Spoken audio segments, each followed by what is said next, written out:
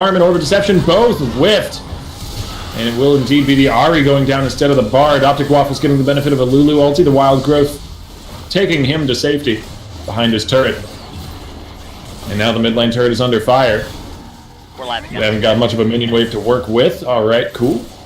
And here we win after kiting back from a good team fight and turning around. A pick attempt from the Ahri managed to shove down the mid lane. But they're not going to be quite powerful enough to take a turret. Absolutely, Sniper Chicken unfortunately going down there. Sorry, I only caught in the last half of that as I was attempting to fix the stream. Sniper Chicken leapt over a wall, but after whiffing Charm and Orb of Deception went down, unable to back out of a botched engage that he got himself into. Absolutely unfortunate. It looks like Bowman, wanting to negate the effectiveness of Charm, has picked up that Banshee's Veil, which has of course been reworked to be a bit more AP friendly. Yeah, very powerful item against an assassin like Ahri as well.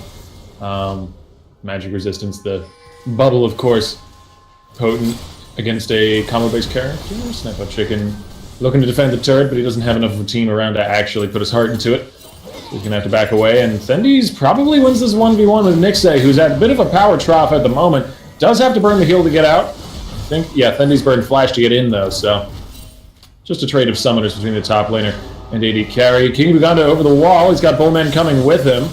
Lulu turns back around and lands the polymorph though, but Bowman's going to toss his own ult into the face of Sejuani.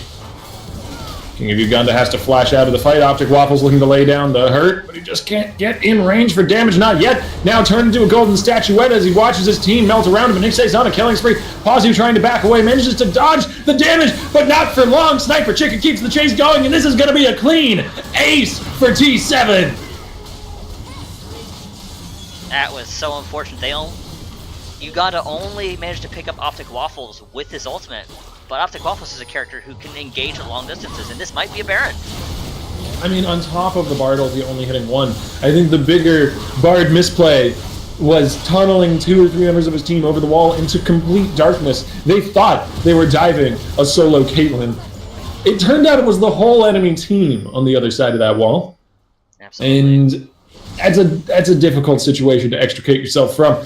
13-4 now with a Baron under their belts, and it looks like a second dragon to boot once they get down to that side of the map. T7 are in prime fighting form now. Absolutely. They're not wanting to have a repeat of yesterday's match. They're ready to end this.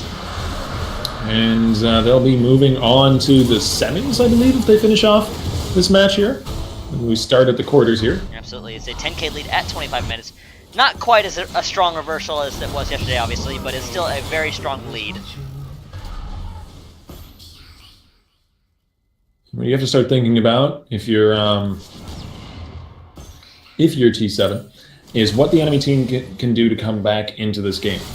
Maybe it's a little bit of a pessimistic way to view things, but you always want to have a contingency plan for if things start to go wrong, and you want to know what your enemy is going to try to do. And they've got this composition that has the Cassiopeia as the centerpiece. They've got long-range engage between Bard and Jhin. What they're going to want to do is just try and kite back these fights as best as possible, disengage wherever possible, stall the game, give enough time to Cassiopeia to scale up, and then once they get to that point, pick fights with Bard ulti, pick fights with Jhin ulti, and maneuver the Cassiopeia to a point where she can just shred the whole enemy team. The best way to avoid that happening? Don't let the game get to 40 minutes. So you got to close out the match if you're T7. Absolutely, and they're doing their best right now with that, I think, with... Oh, hello. Grounded Ahri is a very, very weak one, but she will at least trade 1 for 1. Nyx stays unstoppable with the auto over the wall. And that is one of the reasons why you might pick Cassiopeia into Ahri. Miasma is a powerful tool. Absolutely. Nope, that is going to be the Good shield root. broken. The Jhin ulti following up. Flash Brandon is gone. The flash a little too late as Miasma held him down for a moment there.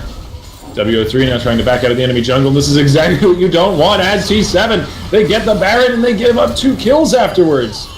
3, actually. Maybe 4. Optic Waffles gets rooted. Pazu has the red buff, and I don't think Optic can make it out of this. He's got the GA. He'll buy a few moments, but for what? In the end, reviving only to go down again. One moment of relaxation. Unfortunately, they're going to pay the price there. That is going to be some turrets going down for sure. They could have just disengaged from that. I don't know why Sniper Chicken went so ham for that kill at that exact moment when they were splitting 4-1, I believe. They had Jace top 4 mid, and Jace actually has gotten quite a lot of damage down onto that top outer. They could have just kept that push going, but they've paid with a lot of Baron buffs now. They only got 1 left on Nick's day. I think part of it was he accidentally messed up on the second charge of Spirit Rush because he charged from the wall once, and I saw him try to charge back, but he just hit the wall. Well, part of it was that the miasma placement from Bullman made it so that he actually couldn't use Spirit Rush again after coming over the wall. In this game, because of miasma, whenever Sniper Chicken ults forward, he's got to be certain that's where he wants to be, because Bullman is going to drop miasma on him as soon as he ults in and prevent him from ulting back out. Which takes away a lot of Ari's safety as an assassin. Very true. So he was forced to trade 1-for-1. I don't think Flash is available there, unfortunately, so they just had no way out. Yeah, I mean, even Flash can't be used on miasma. Any movement skill gets shut down. That's disgusting. Yeah, it's very, very powerful. Grounded is a potent little effect if you can place it correctly. It's really strong in conjunction with other abilities from your team, where in that particular instance, Pazu landed the captive audience right after the miasma came down. And there's the miasma to start things off. Sniper Chicken does burn the ulti, but it's a 2-man Bard ult from King of Uganda, or an attempted one, actually. It doesn't quite land. Able to get out, Sniper Chicken burned to the Spirit Rush. Yeah, it's Bard ult for Ari ult. I don't actually know if that's quite worth it. Spirit Rush is not a long cooldown. Looks like they're about the same cooldown, just judging from how quickly they're going down. Maybe a little quicker on the Bard ultimate. It does alleviate some pressure, though. Interesting item choice from Sniper Chicken. He's gone for a Leandries as his second item. Some tank shredding power, I suppose? I don't know if Fendi's and Juicy should really be his concern, though, at the moment. I personally would have just gone for more burst, a Ludens or even a Death Cap, to try and bring down Bullman faster. Absolutely. And it is going to give him passive burn against them. That is obviously strong against their total health, but I don't think he should be trying to kill them as is. Yeah. And I mean, if he's feeling like he needs the defensiveness that the little bit of health offers, maybe going for Zonia's might have been a better choice to have that activatable. But we have a play potentially being made on the top side, but that does trigger a push down the mid lane as the turret takes a few more autos there from Caitlyn, and this is the game plan if you're T7. Just keep sieging up 4-1 with this Caitlyn and Jace comp. The wall up lands, the root follows, they've caught the Jace. We'll see whether or not T7 can react in time to do anything with that, but no Flash. Brandon trying to save Jace's life, just gets caught out himself, and Pazu finishes the kill. T7 don't seem to know what to do with their lead. Absolutely. I think they're trying a little too hard to split push. Optic Waffles just got caught out from almost every direction there and didn't have anywhere to go. I think split pushing is the right call. What they did there is they kind of split the difference. They were splitting, and then Optic Waffles moved to rejoin with his team, so he got caught off there. And while he got caught off, Flash Brandon moved to try and save his life, and then he got caught off. Like, if the Jace gets 4v1s towards the top side of the map, you let him die, and you run away. Or you let him die and you take a turret and then run away. You don't go and try and save his life. It's a lost cause already. The split push has failed at that point. Absolutely, and now Sniper Chicken might be in huge trouble. They're keeping an eye on him. Good sidestep. Yeah. They're keeping tabs on him, but I don't think he has any way out of this. Could still be dead. Miasma is not up, and he actually will be able to spirit the root range, so he's good. He uses all 3 charges of the Spirit Rush to get that distance and get out. Some fancy footwork there, sidestepping 2 roots from Jim and avoiding the Bard stun. Absolutely. Or slow, I guess. There wasn't a wall for it to connect with, but well done. Dragon is going to get started off. T7 are still ahead, but by an ever-dwindling amount. Absolutely. They need to be careful here because they had a stronger lead and then they managed to almost completely throw it away with just some minor misplays. They've definitely shown that they can teamfight as well. Maybe you're right, split pushing is the wrong call here, and they should just be picking these fights because they've been successful in them in the past. Absolutely. The thing is, it's just getting harder and harder for Optic Waffles to solo Fendi. Fendi is getting more and more tanky as the game goes along. And he's able to put up a pretty decent amount of damage himself. Oh no. There's Nixay getting caught off as they attempt to move in towards the Baron Pit, and once again, T7 are just split up at the start of this fight. They're not moving as a unit. Uganda will go down, but that's not a very good trade as the mid laner falls too on the side of T7. Absolutely. That as 2 of the high damage carries knocked out right away with as a trade for the support.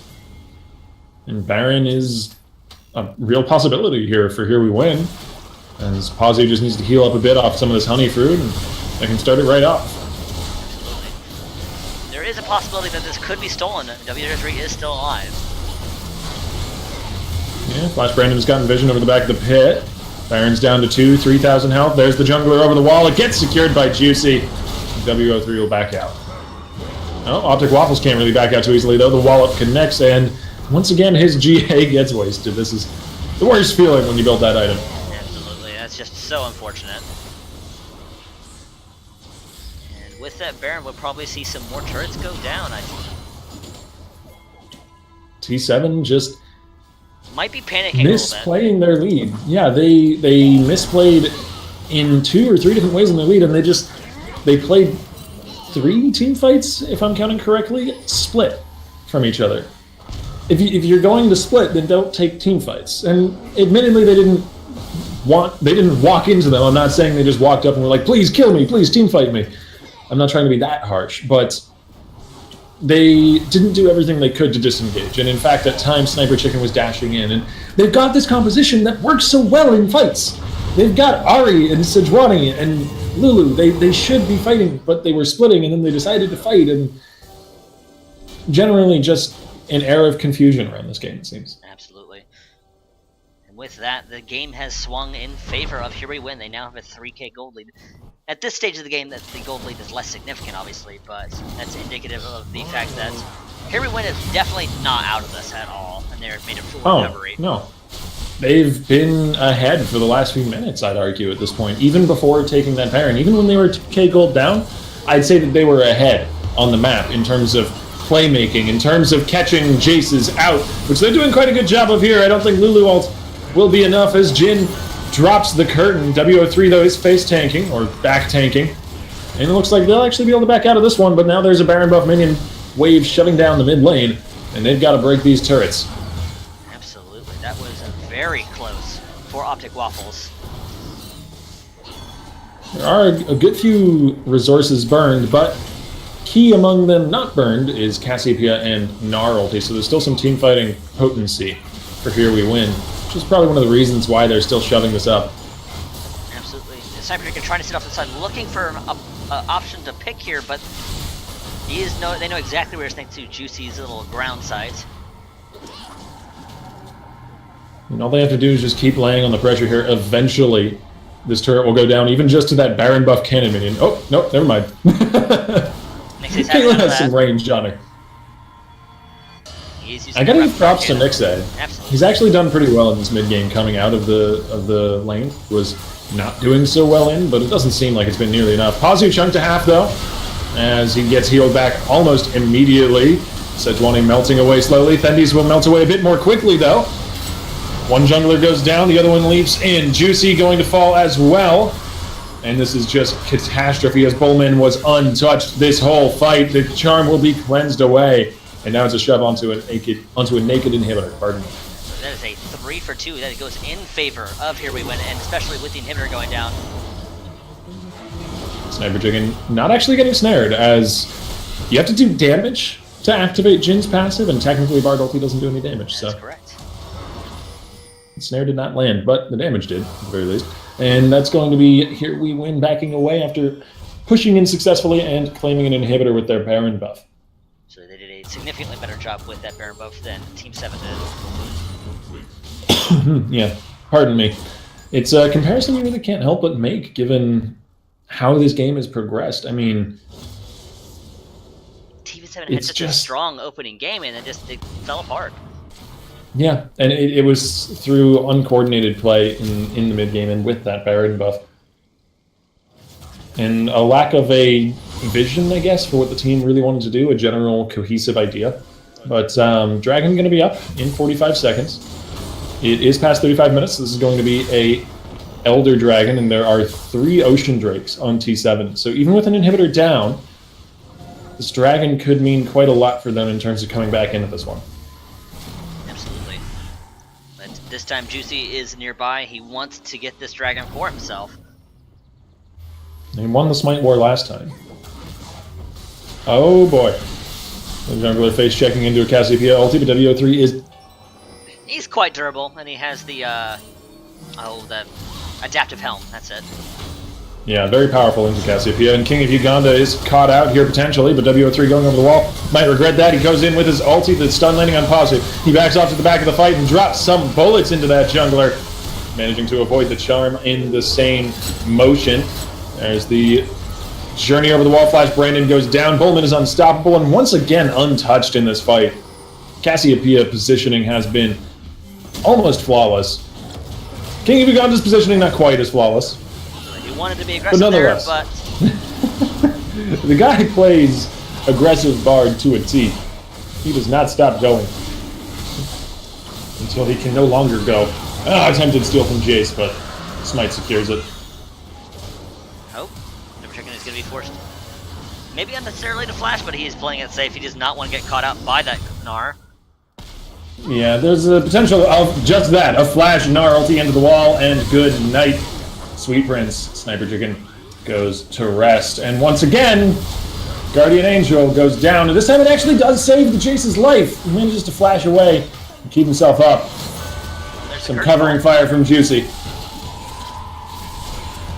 Oh, there's the... Oh my god! Optic Waffles the with powered revenge. shot blast! He knew exactly where the Jhin was. Nicely done. Oh, Lulu's flanking. Optic looking for another one. He gets the Lulu ulti. He's in. He gets the kill! But he took too much damage on the way in. Now Thandy's going to turn this one back around. W03 has no more damage dealers, and Pazu has plenty of damage to deal himself. A triple kill to the Jhin. Huge props to Team 7 for the really aggressive plays there, but they still ended up losing that a little bit. Nixay needs to be very careful here. And while this is happening, the Nexus turrets are going down, unfortunately.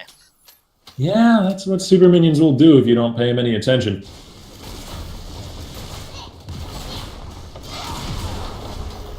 They're quickly going to melt that outer turret. I said that if you're T7, you can't let this game get to 40 minutes. And just give it 10 more seconds, and that's where we are. Cassiopeia is a monstrosity now, and Bullman has been playing it very, very well. I think he was 1-4 in phase, so he just literally hasn't died since that point. And in these team fights, he's landed some great ultimates, not to mention just good kiting and damage output. Absolutely. I think we might need this for them to... Wow. For Team 7 to... Wow, that was a... Red buff? What red buff? Yeah. 2 crits, and plus Brandon might go the same way as he tries to leap away with the blast cone, but Juicy follows up with his own ulti. There's the turnaround onto Juicy, though. Trading jungle for support. Meanwhile, though, a good snare, and the redemption coming down just to keep them healthy, and this is going to be here we win. Pushing through, potentially for victory off the back of this play. Double kill as the Ahri goes down. Uganda gets out with just about 50 health, just the way he likes these fights, it seems. And it's a shove off the top lane. Or just maybe down the mid lane, joining up their supers. And with huge death timer now, we got 40 seconds left for 3 members. This could be the end here. I would be surprised if it wasn't, honestly. There's a naked inhibitor in the mid lane, and another one about to go down in top, but maybe, just maybe, they won't actually push for the victory here. There is a Baron to go back and take if they want to keep real safe. It looks like that's the plan. Alright. They were only 4 men strong. Uganda very low in health as well. So they're going to back off for the Baron pit. Either way, though, that puts here we went into a very strong overall position, and they can almost take this Baron uncontested. I don't think it will be contested. W03 is only just now leaving the base gate, and the Baron's already down below 2k, so there it goes. And there it is. Smite secure from Bowman. Well done. And now it's just a shove down the bottom lane to victory. I don't think there's going to be any way to prevent that, honestly, if you're a T7. They have very limited options here. Because unfortunately, W03 has been kind of lacking in the tank department. He melts every fight so very quickly. Well, there's the Guardian Stoneplate, so that might help some.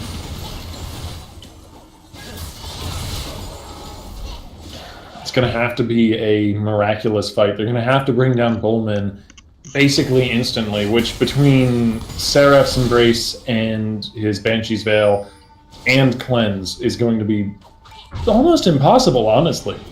Absolutely. They need to find a way to first break the shield without using any key abilities, and then CC chain him through the Cleanse. As well as that pop through the 500-600 extra health you'll get off Seraph's. Absolutely.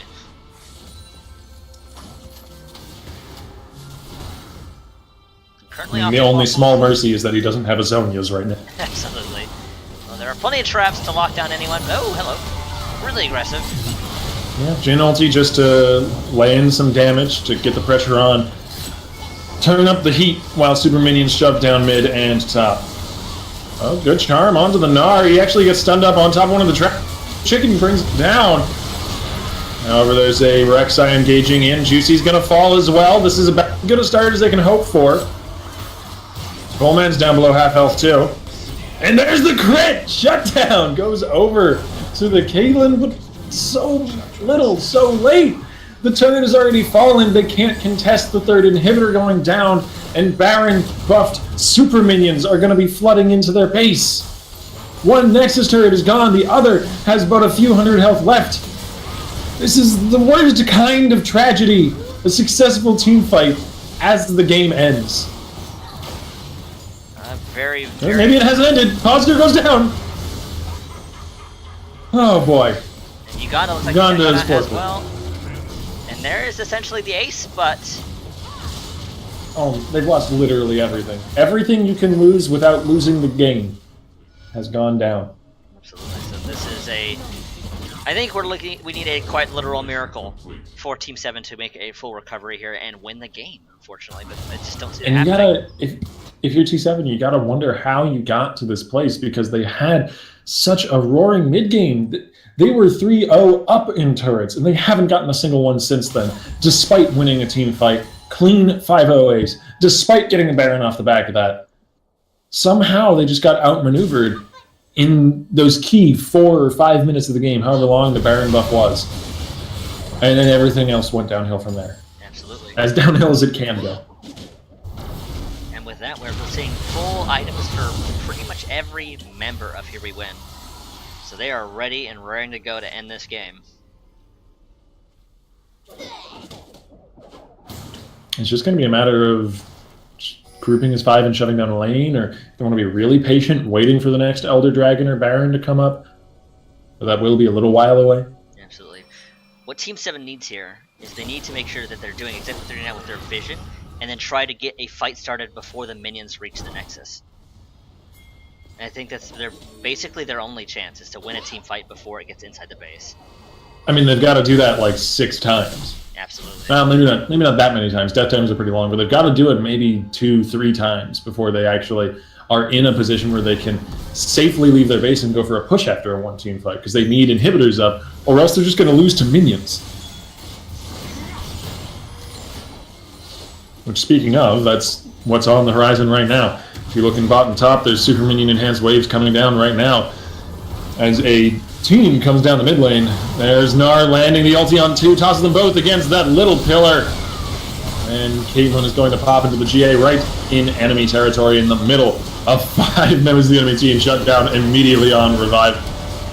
Juicy gets a few more moments of life, and he uses that to burrow his way to safety as Jin ulti finishes off not 1, but 2, and potentially an auto attacker 2 will finish off 3. Optic Waffles goes down, and there's the quadra kill for Pazu to claim the game. Very solid play by Here We Win, making a full recovery. They were losing in the early and mid game, and they came back super hard. They stopped making mistakes. That's what I was talking about in the early game. Why I was worried for T7, even when they had a 5-1 kill lead, because they were only 150, 200 gold ahead. They were only getting those kills because of missteps, because the enemy team was making bad plays. And as soon as they stopped making those bad plays, T7 fell off the game, fell off the face of the earth. And I don't know, we're going to have to see whether or not they can come back from that next week on Saturday, but they are out of the tournament now as we move on to the semifinals. Absolutely. So on that note, give us a few minutes, guys, and we'll be back shortly. So don't go anywhere.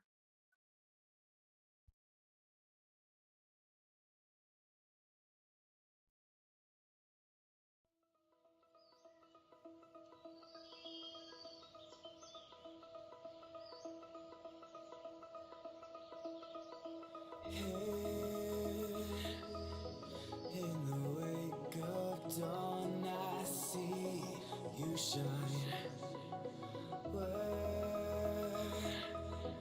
When I feel that heartbeat, I fly so much higher. Fly so much higher. Fly so much higher. Fly so much higher. Sky lines and clouds are below us now. Sky dive back down. Oh, take my hand, don't let go. Skyward bound.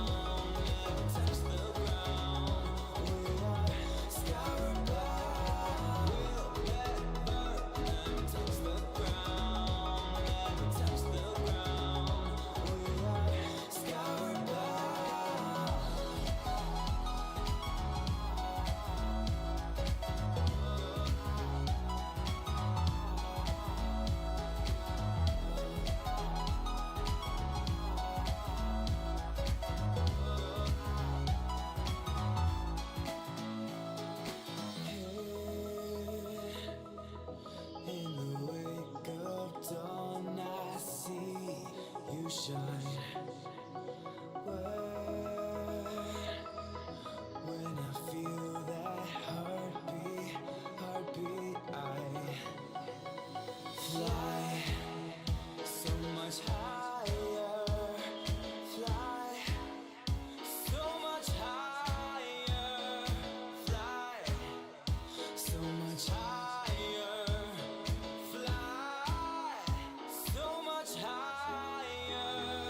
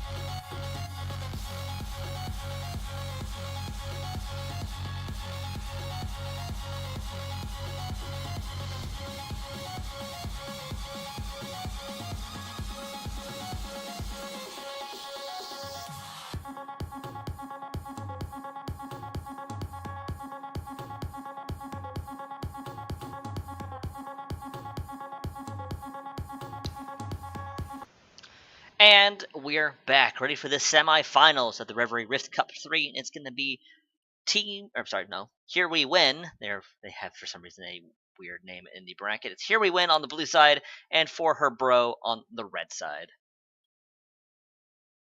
And Here We Win had a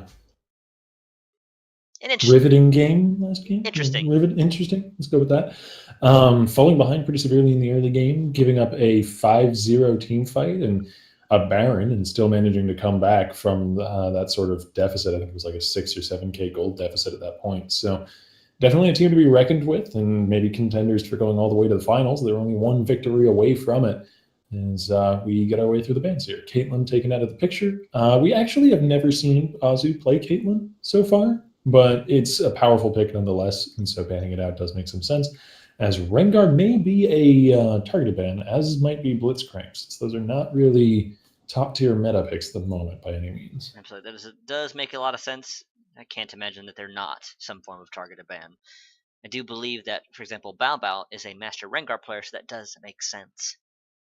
Makes quite a lot of sense. As I'm personally not familiar with most of these players here, only just being familiar with Here We Win from last night's play and earlier today, as Rek'Sai gone does mean that Juicy won't be favoring us with an encore. Absolutely. He had a bit of a rougher early game, but he did make a strong recovery and is able to play quite well in the end game, making a couple of little errors here and there.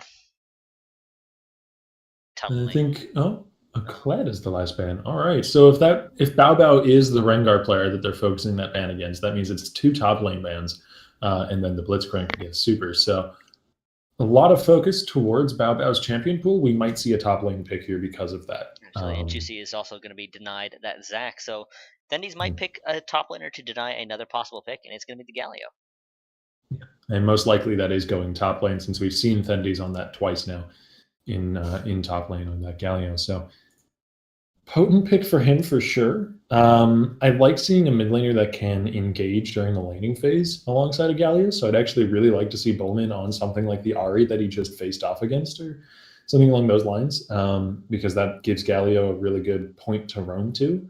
But that's a little bit further down in the draft. As Lulu gets grabbed, Caitlyn is out of the picture, so we're not going to see the quintessential Lulu Caitlyn lane, but they still want to deny the support pick.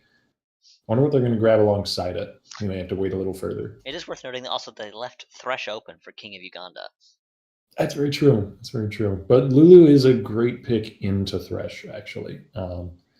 Because, well, Lulu's just a great pick into everybody, but because you can delay his combo by polymorphing him as he comes in off the hook. You can also kind of interrupt his combo with in ults on whoever he hooks, or doesn't really interrupt the combo, but defend whoever it is he hooks. Absolutely. A bit more easily. And Scrubnoob is going to take away that Kha'Zix. I believe last night Kha'Zix was banned against Juicy, so I'm thinking that's a possible pick of his that is going to squeeze his pull a little bit more. And they've also banned 2 junglers, so as you say, his pool is getting a bit squeezed here. Thresh gets grabbed. Nothing too surprising there. King of Uganda is a potent Thresh player. Has been on either Bard or Thresh in every game we've seen him so far, and I think he's only been on Bard when Thresh has been banned. So absolutely, pretty easy to predict like this guy. To see a jungle pick here to make sure that Juicy isn't squeezed any more than he already is. And there it is. It's going to be the Warwick. And we've already seen Juicy on Warwick once, actually. It's a pick that they've gone back to before, alongside Gallios. So they're building a comp that we've seen from Here We Win in the past, just last night. I imagine we see either an AD carry or a top laner here. That does make the most sense, though, because of the focus on bans. I'd like to see a top laner picked here. Otherwise, we might see Bao Bao. Yep, there it is. Yeah, Fiora does pretty well into Galio, able to shred away at his tankiness and trade with him early on. And then even later on in the game does outscale him pretty hard in damage and can take him down even when he's built into his mega tank endgame form. And Riposte is a supremely powerful tool against Galio because his CC is so choreographed. Justice Punch has that wind up to it, and Idol of Durand as well has a wind up animation. So it's very easy to tell when he's about to land his taunt or his knockup on you and Riposte that. Absolutely. The only opening that Thendies would have to possibly get its CC onto him is to use the taunt at point blank instantly. And then maybe he has a or half second to charge it perhaps a little longer than Bao Bao thinks he's going to. There's some mind games involved there, but Justice Punch should by rights never land when riposte is up. absolutely, and that is going to be a LeBlanc man, probably targeted at Bullman. He played quite an impressive LeBlanc yesterday, and Twitch denied to Awe. I believe that's correct. And it's also one of those mid laners that can go in on a dime. So like, it's really good to ban out something like Ari and LeBlanc when the enemy team has Galio, because if you have a champion like that, even alongside a Warwick as well, the potential for just ruinous 2 or 3 man mid lane ganks is really, really high. Like, Galio just has to walk a little bit out of lane, Warwick ults in from the jungle, suddenly there's a Galio there too, and whoever the mid laner is just gets crushed into the dirt. Absolutely, and that is going to be Cassiopeia, also denied to Bullman, and for this last ban, it's going to be Orianna. It seems like Bullman does not really favor Orianna at all, because even when mid lane gets squeezed a bit, when there's 2 mid lane bans in the enemy team, they always ban out Orianna on the side of Here We Win. So I don't think Bullman is a fan of the champion, I have to imagine. That definitely seems to be what the case is, and in Vayne would be interesting. Vayne would give them a ton of tank killing power. Between Fiora and Vayne, they can shred things like Galio and Warwick, but it's going to be a matter of playing safe while doing so, which is going to be tough. Absolutely, and that is going to be Pasu locking in the Lucian. Can't say I'm terribly surprised. It's not. Well, he hasn't locked it in yet. That's true, but I would be surprised if he doesn't lock it in here. Yeah, the wife steal lane has been very, very powerful for Pazu in Uganda, but he's got a few moments left to change his mind, and he will not, unsurprisingly. So now we get to see what mid laner Bullman goes for. And it's going to be a possible return to the Vladimir. Can't say I'm terribly surprised. Yeah. I guess they've got the engage that they I don't believe it, Uganda. I don't believe it. I mean, if there's a team where Mordekaiser works, it's a team with a buttload of engage and a Galio to follow up, but they've gone for Jarvan. This is either Jarvan or Galio mid. I'm thinking it's a Galio mid, because Jarvan does much better into Fiora than Galio does. And they may be swapping Galio to the mid lane to put Jarvan in top and get Thendes a better matchup. Absolutely. I do believe I think you're right here. We'll have to see, though. Jarvan is not a bad mid laner either. And oh my god, Jarvan would destroy a Kassadin. Pre-6 at the very least. So they might, we might see for her bro, FB, or FHE. No, make sure I have the tag right now. I'm thinking about it. FHB would be that acronym. But yeah, they're going to be sending the Jarvan top and Galio mid. All right. Galio does pretty well in Kassadin as well. Absolutely. So he should be just fine in that lane. Giving Thendes an easier time of it. Absolutely. I like that. I like that adaptation. It does make them pretty short-ranged as a composition, though. But that should be fine. I mean, the enemy team is running a Vayne AD carry. It's not like they're up against a Caitlyn here. So these are just 2 teams that are basically looking to dive into each other. And relatively short-ranged into what the enemy team has drafted, at least. Absolutely. And I just realized that for some reason, my push to top key stopped working. That was interesting. Oh, all right. But well, we've got to get through the spectator delay. Absolutely. So on that note, we'll be entering a quick commercial break, and we'll be back as soon as we're in the game, guys, so don't go anywhere.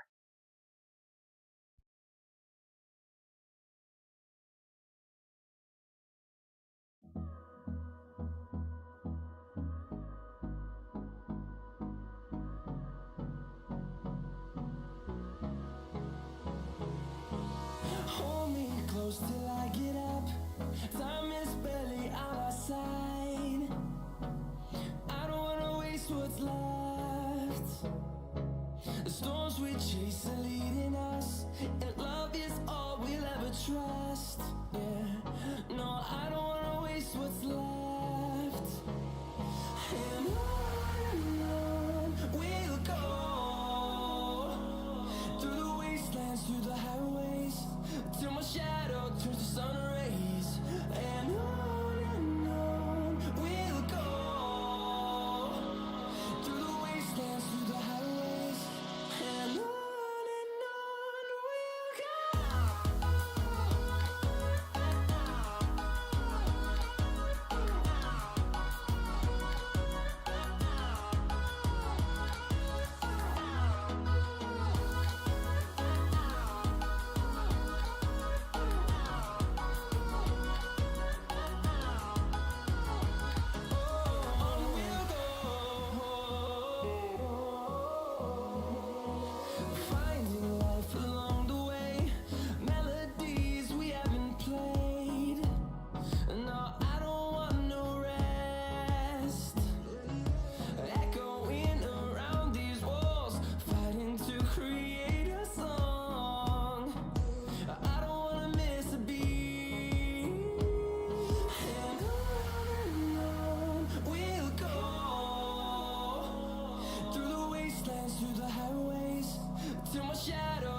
sun rays, and on we'll go.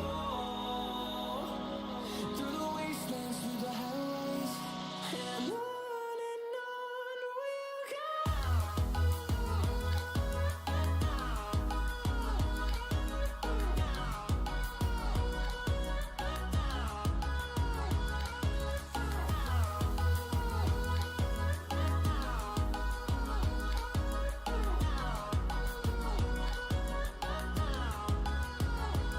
And we'll grow in number, fueled by them to see the horizon, turn us to thousands.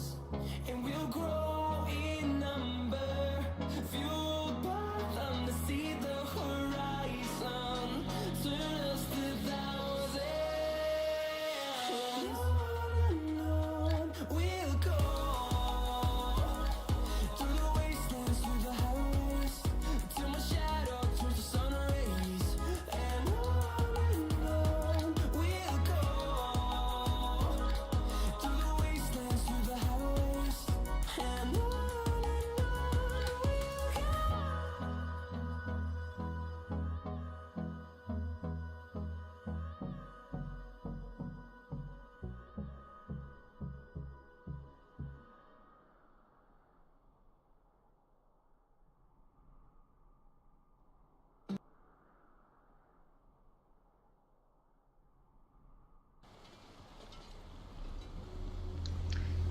And we're back onto the Rift. It's here we win against For Her Bro. And how do you do today? In fact, you doing well? Good? So far, so good. I'm not dead yet, so I'm Good. gonna count that as a plus. Okay, that's a very low bar, my friend. Very low bar. But you know what? It's a bar, and you set your own goals and achievements in life, Effect, and I hope you achieve them and you goal them. Nope. Didn't work better in my head. Here we win with a very aggressive engager. They are looking Yeah. for a hook with the Thresh. They've got Thresh, they've got Galio as well, potentially able to go Justice Punch level 1. It's not actually that bad for laning.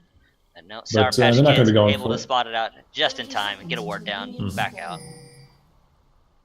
And always a decent gambit to take when you do have that level 1 engagement. You got something like Death Sentence or Justice Punch to help you catch out the enemy team. Speaking of catching out the enemy team, Bao Bao is going to do just that on the Bullman. If you can proc that Vital, then you can come out on top. But Bullman's not interested in fighting, realizing that Fiora has the advantage there.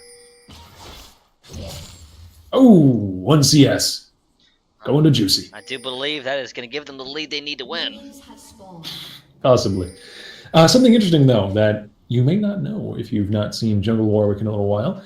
He has a different starting item set than pretty much any other jungler. He's the only jungler that you'll almost ever see go Machete and Rejuve Bead and forego potions entirely because of the amount of sustain that he has just built into the kit. It does make a lot of sense. Yeah. The only other jungler that you'll ever see that on? Aatrox. Yeah, that also makes significant amount of sense. But even Aatrox can benefit from potions sometimes. Nobody really matches Warwick sustain. Pretty dang solid.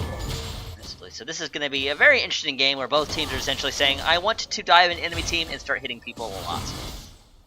Yeah, I would say, though, that if the fight goes long, it's almost always going to go to For Her Bro because they've got these tank buster, high damage output, consistent damage dealers in every lane. They've got 3 late game hyper carries on their team composition, and that is a recipe for disaster for T7X if this gets to the end game. Absolutely. So imagine everyone is going to want to do what they've always done in the past, and that's going to win as fast as possible. Yeah, which they didn't have good luck in last game. Still pulling through a victory, it took them quite a while and quite a few stumbles along the way. I'm interested in this top lane, though. The Jarvan was drafted specifically as a way to beat the Fiora, to move the Galio to a different lane and put him into a more favorable matchup. So I'm curious to see how it works out for the Jarvan pick, which obviously is something of a counter pick, at least in Thendy's opinion. Absolutely. The thing I'm concerned about is that the Galio is not going to be able to bully the Cassidy as much as they'd like, I think.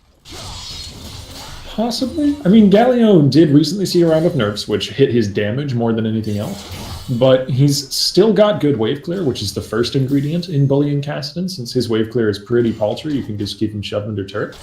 And as well as that, his damage isn't terrible. He's able to take a full combo pretty well.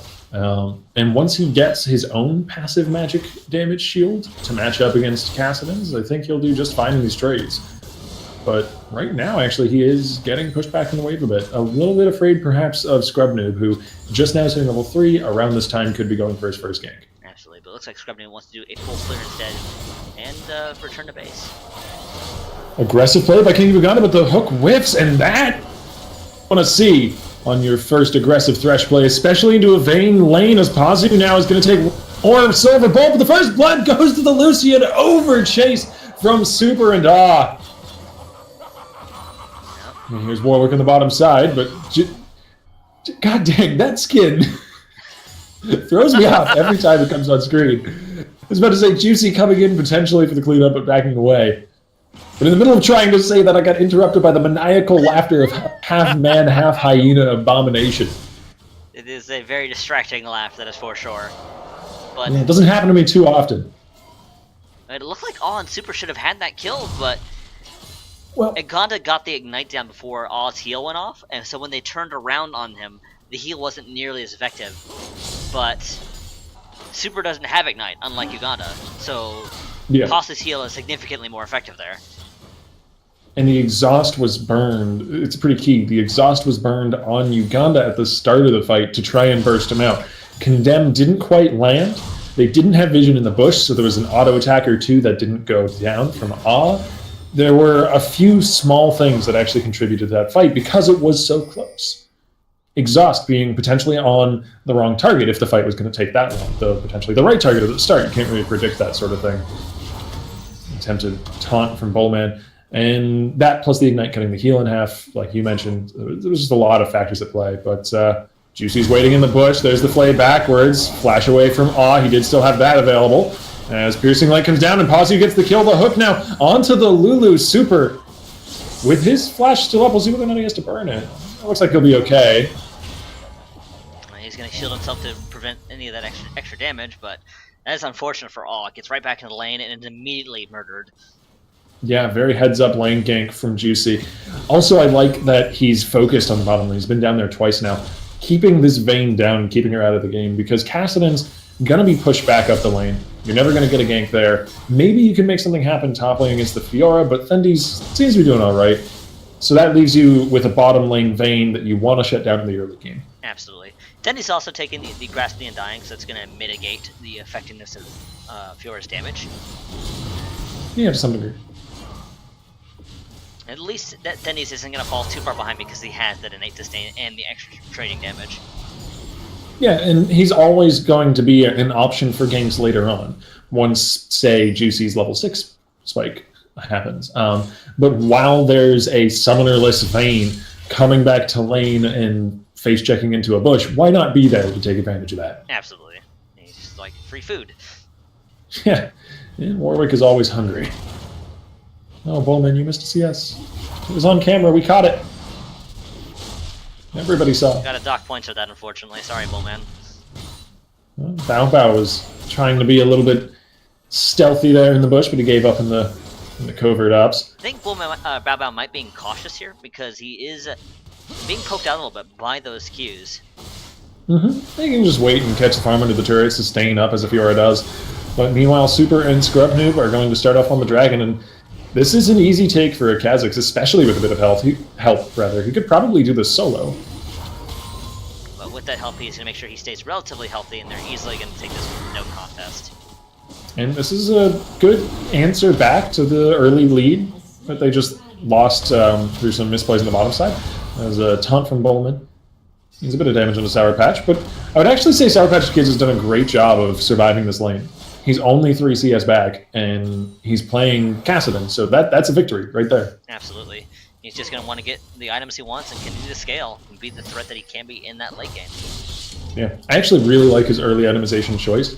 Going for the for the Corrupting Potion early to help sustain through the first iteration of lane, after backing, getting the Dark Seal to empower the potion charges on the Corrupting Potion, means that he has even more sustain coming back to the lane, not only in health, but also even in mana. And Bao Bao still having getting poked a little bit here and there, but he is trading. Yeah, Fendi's actually... He has something of an advantage, provided the trades are short. He can just get off his passive, preferably actually after landing his Q, because then he can take advantage of the shredded armor, and get out of there before Fiora has a chance to proximity vitals. But there's the first ulti, Juicy coming in, Galio to follow up, not even really point. And that is a squish support. Ah is going to go down as well. So much focus on the bottom lane. This Vayne pick has been bullied. Absolutely. Awe and Super just getting picked on here by the focused. Juicy Oh, there's Bao Bao realizing Fendi said just use the Dragon Lance, so there is no chance for him to win this fight unless he can get off a perfect ult, but the beautiful timing on the riposte blocks the damage, and he just needs one more Q. There it is. Well done by Bao Bao. Actually, that is the first kill for Herbrua of this game. But it's going to be a long, long journey if Juicy continues to set up that little tent he has in the bot lane. Yeah, well fought by Bao Bao. I mean, he was waiting in that bush up until the moment when Jarvan burned the Q on the minion wave to try and shove it in to get into the turret, deny some farm, not realizing Fiora was waiting there for that exact mistake. Absolutely, that was the opening Bao Bao needed.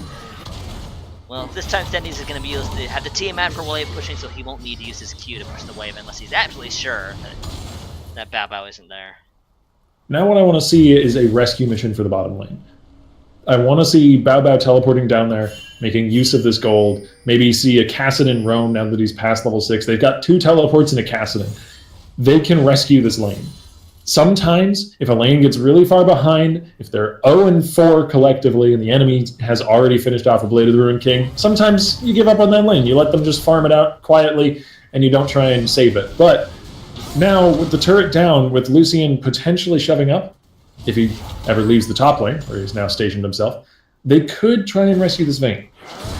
But that all is only going to come into play once Lucian leaves top, which is his new home. So they want to... Here we win's looking to be really aggressive, get some more turrets. God, I'm not quite lining it up there. It is the logical play to head topside to try and keep making use of this fed Lucian and take turrets while you have the lead. I think the correct reaction is to leave the Vayne bot, to have her farm up as best she can, and then try and pick a fight actually on these two. With the Fiora, with the Jarvan maybe, or pardon me, not the Jarvan, the Kassadin maybe roaming up. But they're not going to, they're just going to try and defend this turret, and now Bao Bao dashing into a flag, could be in some trouble. Nice polymorph from Super. Nice polymorph. Absolutely. Sour Patch gonna go and cancel his teleport. That was cancelled, not interrupted? Cancelled. He was behind his nearest tier 2 turret, so it definitely wasn't cancelled. Yeah, I guess they're gonna give up the turret here.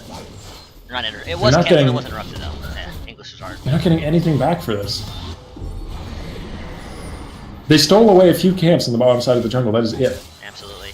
Bullman is keeping in position so he can use his ultimate to get to top while he contests Sour Patch Kids. Meanwhile, Awe is farming up. I suppose they're getting that out of it, some farm onto the Vayne. But that is a small consolation prize if this second turret goes down. Absolutely, and with the Rift Trouble... There's a hook onto the Fiora. The post gets a little bit of time for Bao Bao. This could be actually a great fight for either side, but Here We Win is crushing it as a teleporting in Jarvan finishes off the Fiora, and down goes the Kha'Zix. His first taste of action ends poorly. Well, that was very unfortunate, and that is going to be Sour Patch Kid. Nothing he can do to contest that turret. Small mercy, the Rift Herald did go down, but 5 men strong, it doesn't seem like Here We Win needs it to shove in. Oh, the hook lands onto the Kassadin! Oh no! Sour Patch Kid is not quite reacting. He should have been able to dodge that, but he did not, unfortunately. Yeah, ulti and flash are both available, but just didn't expect it to hit. I didn't really either. That was maximum range. Oh, the turret's still alive. They may have saved it. They're shoving them back. Oh my god, Ah takes half his health from one Winds of War, and goodbye, Kazakh squished in exactly the same spot as last time! It's his grave, he cannot escape it. A botched engage leads to a further 2 kills. Absolutely. And that is 3 kills, pardon me. Bow Bow, Aw, and Scrub Noob going down again. Sour Patch Kids is active, but he doesn't have the damage yet to be able to... Slash to the back line, but Pazu manages to dash away, and that's another one down. Another one bites the dust. This is oh man, the go in one at a time strategy. It is not a good strategy.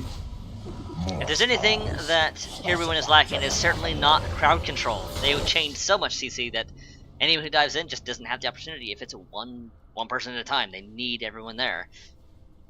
Yeah. And this might be the standard Here We Win strategy of winning before the 20-minute mark at this rate.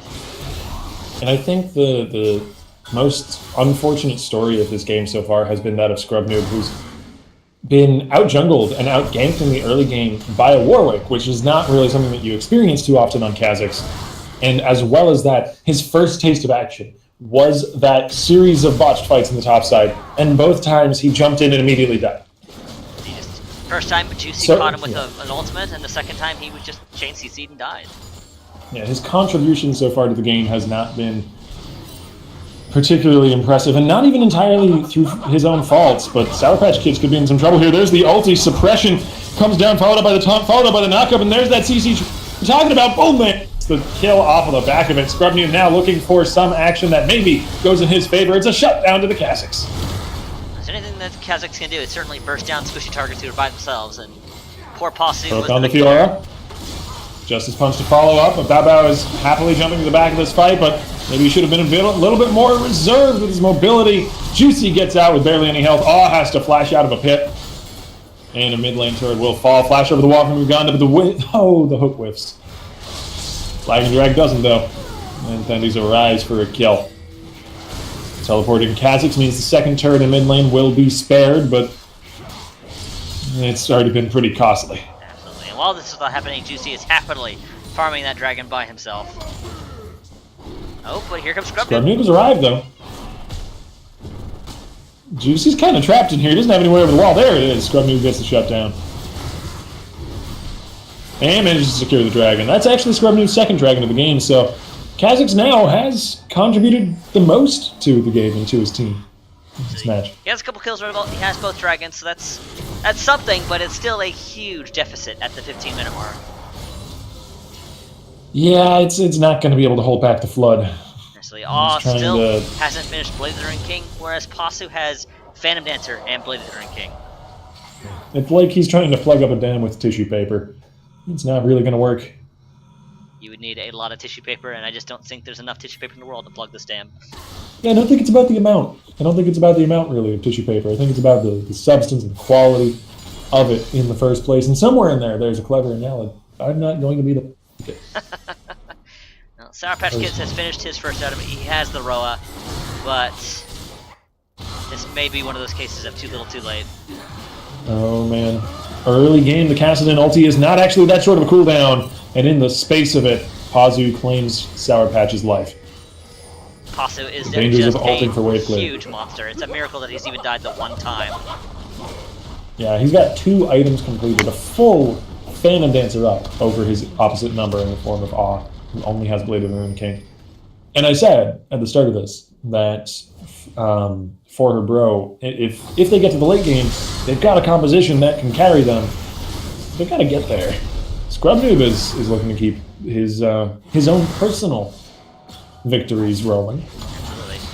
If it's not Juicy and if it's not Pasu, I think he can pretty much win 1v1s. But it has to be 1v1s. Otherwise, he's just going to get chain CC'd. Yeah, and Scrub Noob has done pretty well this game, but he's not really on a team that can afford to have only the Kassadin do it. Both Sour Patch Kids and R are struggling just a tiny bit. And they needed one of these hyper carries to get off the ground, and sadly they are all still grounded. The runway is currently inoperable, and they need to get some repairs going. There's too many corpses. Too many of their own corpses on the runway. They just can't get the plane to take off. It's a morbid metaphor. very, very I think it's appropriate. morbid metaphor. What do you do here, though, if you're here we win? What's the next move for them to keep winning this game? A 5-man shove top lane, take advantage of that Odin inhibitor? It does leave them a little bit overextended. Perhaps going for one of these objectives once they come back to the map. In under 2 minutes, they're going to have a Baron to try and take. The 5-man top shove is probably the safest, and because they can win team Maybe fights. a fight in the top jungle? They're not really opting into it, but it's going to happen. There's the Galio ulti lane. I am down in the face of Fiora. Pazu kiting back now as the taunt lands onto 4! Bowman, you legend! That is GG. That is the end of that fight. Probably not quite the end of the game, but good God, Most it may as well certainly be. the inhibitor going down at the 18-minute mark. Things are looking as grim as they possibly could. And while this is happening, we have 2 members in the mid lane trying to push this up. 3 members actually, I think I said it last night. Galio's taunt is probably the most powerful non-ultimate ability in the game. Maybe only rivaled by Event Horizon from Vigor, which is another AoE huge CC ability. Absolutely. Bowman with the amazing flash. Usually it's Dendy's, but this time it's obviously Bowman who took a mid. And that is 2 inhibitors down before 20 minutes. I just don't see them not taking this.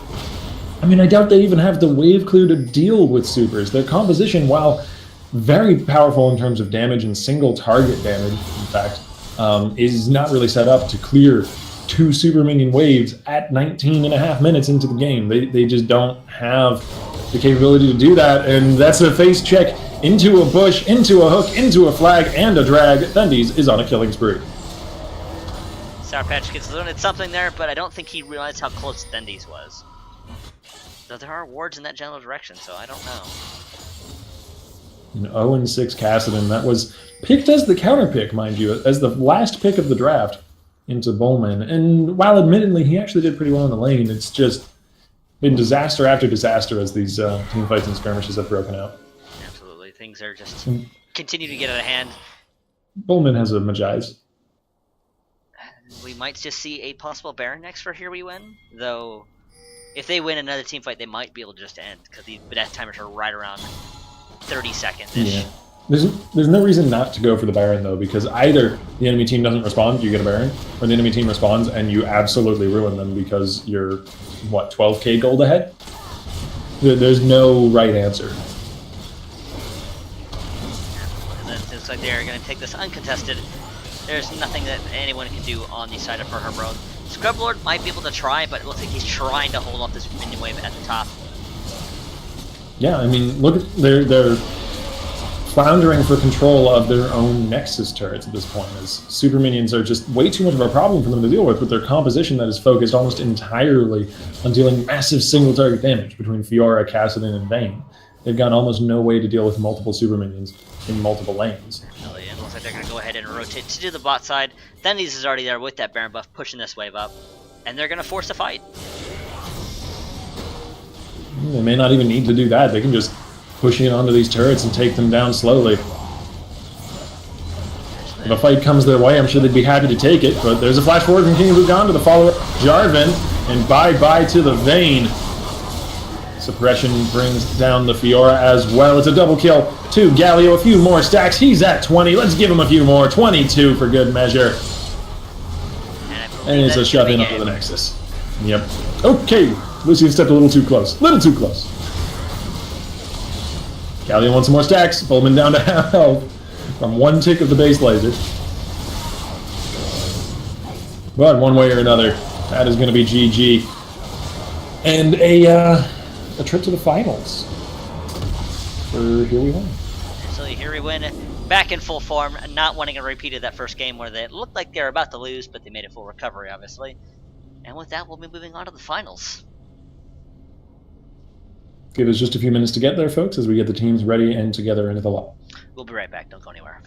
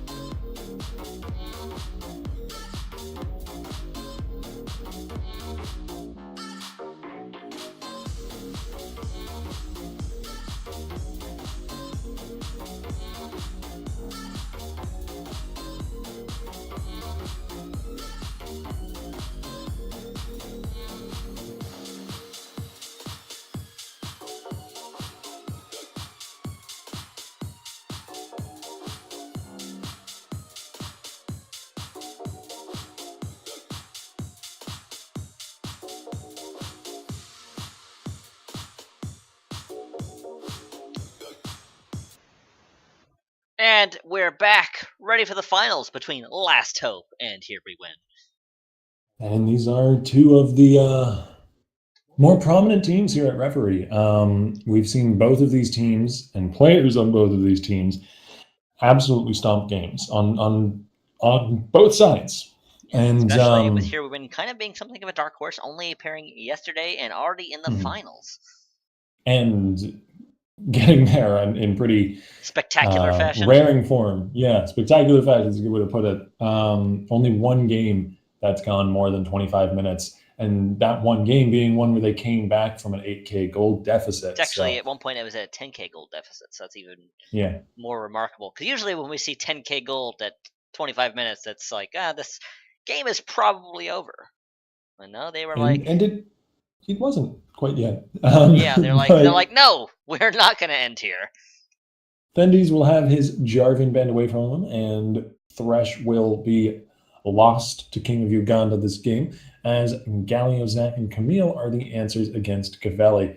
Or Zach, I suppose, against E-Hug, or E-Thug, as he used to be. But he's gone from E-Thug to E-Hug. He's so nice now. He's the kindest of gentlemen. Absolutely. It's a very significant difference one letter makes.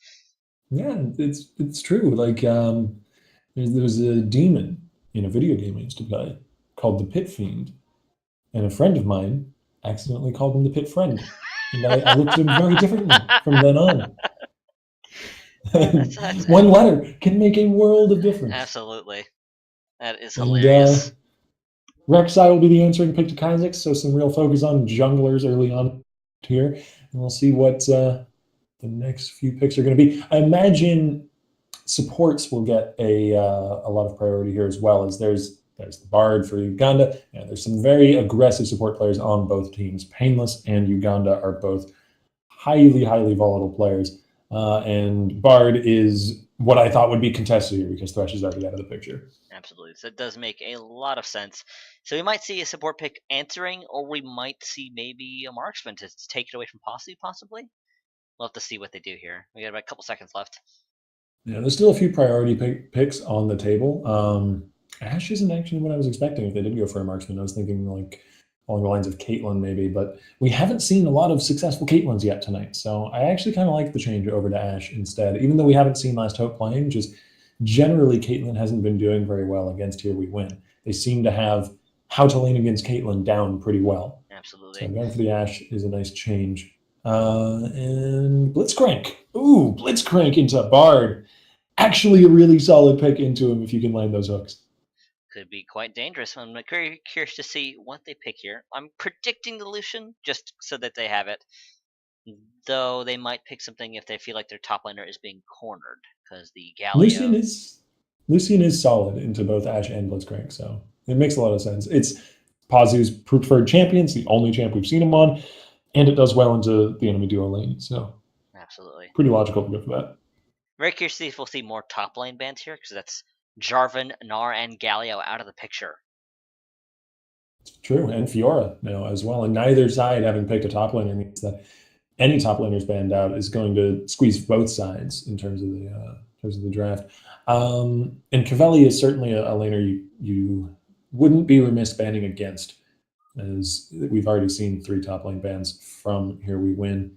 And Twisted Fates. Interesting. Very interesting ban. That's not quite what I would have predicted, but there it is. No, I was expecting maybe a Darius ban or an Alawi or something. Cavelli is very powerful on both of those. But they may not be afraid of those picks since they are pretty snowbally laners that kind of need the lane to go in their favor. Talia against Bullman does make a lot of sense. It was his opening pick here at Reverie last night, and he did very well on it, and it's also just quite strong at the moment, offering a lot of global pressure. Absolutely.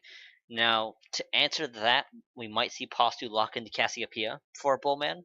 No, there's the Orianna.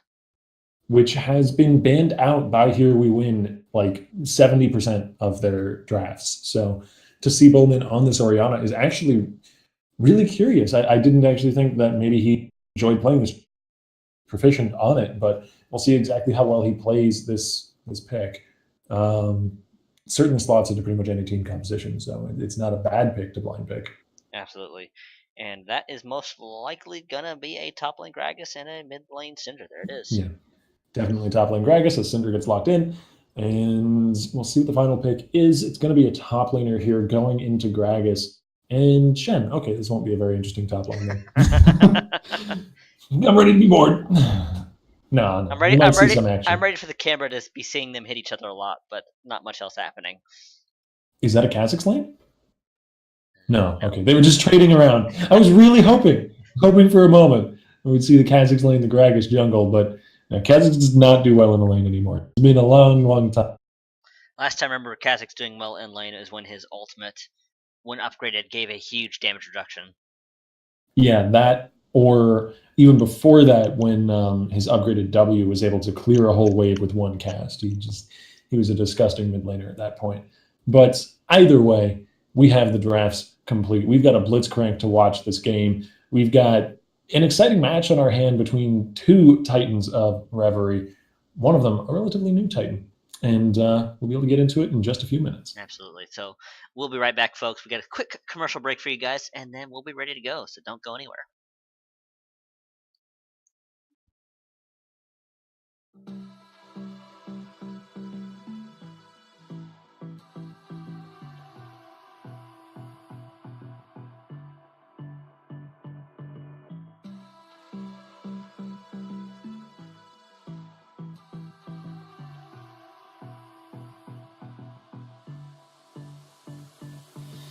I don't know what you want.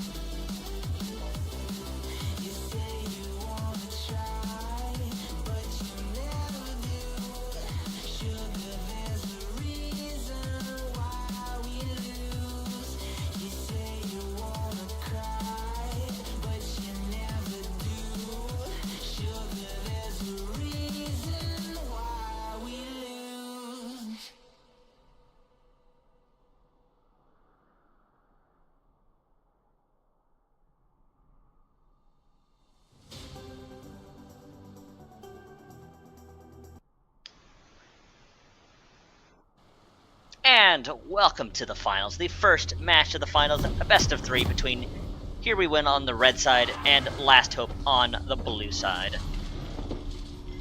And it's going to be a very exciting match. At least I hope it will. Because both of these teams have had some brilliant performances here at Reverie in the past. And I honestly don't really know who's favored here. Last Hope is an incredibly powerful team. They've got some big names. But on the other side, Here We Win have demolished every opponent they've come up against so far. They've steamrolled their way here. And this is what you expect from a Blitzcrank. Level 1 invade, not exactly where you expect it. Usually you don't go through the top lane Tribush.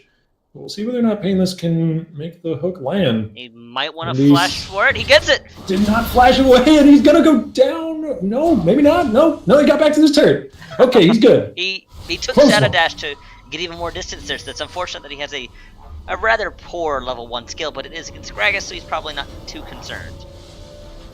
And Painless didn't even have to burn the flash to get that. It was the max range hook without having to pop his own summoner. So just a summoner advantage for Cavelli in the top lane, which is potentially going to be pretty big. There's not a lot of kill pressure between a Shen and a Gragas, but it does certainly help. Uganda and Pazu now trying to ambush the Blitzcrank Ashe. I don't know if they even actually win this level 1, but we're going to see. It all depends on if they can get a stun. And it looks like they can. That wall was so BS. What? That binding just like turned the other way, but now Painless hooking Uganda under the turn. Painless is returning the revenge there. All right, and there were no summoners burned from Noah Most after he got stunned, but King of Uganda is now playing real far up. The tank on the Cosmic Binding, preventing Noah Most from getting hit, and Uganda makes it out with less than 100 health. That is all of Uganda's summoners down, whereas Painless still has Flash and Ignite himself. And a lot of teams have cripplingly just fell apart under the pressure from Uganda's Bard and Thresh. This guy plays incredibly aggressive in the laning phase. And it's like if you're trying to fence with someone who just wildly charges at you and swings his sword the whole time. If you're not experienced, you're going to get thrown off by that, and you might end up just faltering under the aggression. But it does not seem like Painless and Noah Most are going to do that. Absolutely. Painless with the effortless grab of the wall, just turn everything around. Yeah, we're going to be in for a treat in the bottom lane, I feel. Absolutely. Hook landing on the Pazu. There's the knockup, the level 2 follow-up, and Pazu, only a few hundred health to his name, is kiting back, but the stun on the Painless means a flash into heal arc burned as Juicy shows up for his usual bot lane early game gank. Absolutely, and that is going to force the flash from Painless and the heal from Noah Most. So that evens things out significantly in the bottom lane. Yeah, and we very often actually see Juicy show up in bottom lane. That's the 3rd game in a row, I think, where he's ended up bot lane at level 3 for a 3v2 fight. But there's the hook again, landing! Pazu not able to dash out of it in time. First blood to Noah. So not respecting the Painless Blitzcrank at all. 100% hook accuracy so far. I think he's fired 4 and landed 4. And that's a good track record to have in a champion. It's basically a hook with some CC attached. Absolutely. Juicy with the aggressive, trying to defend this. Actually, I'm sorry, no, it's E-Hug with the aggression. Yeah, E-Hug is the one going too deep into the enemy jungle, and it looks like he'll be forfeiting his double buffs as the auto followed him! You can't leap or flash from an auto already in the air. Absolutely. I'm so used to Juicy being the one aggressing into the jungle, I got confused for a second. Yeah. A forgivable error, for sure, given how few games have gone. But Juicy now going aggressive on the bottom side. There's the flash on Burrow. Noah nicely stepping away from a Q, but sidestepping back into death. Absolutely. So that is a lot of flashes burned there. And that is going to be a very slight advantage going to Here We Win, but it is a very slight advantage indeed. Yeah, and a lot of it, I imagine, is concentrated in the jungle on Juicy, and he's actually going to be going for an early dragon take. You don't see Rek'Sai's do this very often, but since her changes, she actually does have a little bit more self-sustain from her rage when she burrows, so it is a bit more doable, but still not exactly comfortable, and I wonder if Last Hope are going to realize this is going down. Oh boy. Yeah, there's the Ashe, scouting it out. Uganda down to 200 hit points. This could be disastrous. The hook getting tanked, nicely done. The Smite does come through. Ehug not able to steal it away. But I think here we win. Have to back off. Here he could be in trouble. He does not have flash. Maybe not. Yeah, he can buy some time for his leap cooldown, though. And yeah, both teams are going to back away. I decided wanting to test their metal. Painless was waiting for somebody to get too close to get to Ehug, and the enemy team decided to back off. All right. We had a lot of action so far. 5.5 minutes in, and this game is all on all of our promises. Except for in the top lane. But, you know, it's Gragas versus Shen, so... It's a thing. I didn't really promise much for this lane, I suppose. I can't say the top lane has been terribly surprising with how it's going. But bottom lane has been an entirely different story. Painless landing hook after hook. But not to be outdone, Uganda has landed some pretty good stuns, and there's been enough jungle activity down here that I think it's actually made up for that early kill. And I wouldn't actually say that either side has too much of a lead at the moment. Absolutely. That could turn one way or the other pretty quickly, especially in a Blitzcrank lane. Things can start heading downhill very, very fast. It looks like, speaking of Painless, he wants to find an opportunity to gank Bullman. Bullman does have Cleanse, though. Oh, here he comes. Unfortunately, the top lane. Didn't have Flash available to go for the Flash Hook attempt, and even had he gone for it, I imagine it would have just been answered by a Flash from Bullman. Absolutely. Now he's going to be roaming back to the bottom lane, potentially coming in behind for a gank. You don't know. It's a good ward in the try is going to spot Blitzcrank coming back from mid. Good timing on that ward. Realize Painless is going to be coming back to lane and spot him out. But the hook lands nonetheless. Not quite in turret range, though. Posse was able to fire back a little bit on the power, but he does have taking away. Down below 100 hit points, he has to back out of the fight, and Uganda will just about make it through the wall. That hook was just barely past the minion to grab Pasu.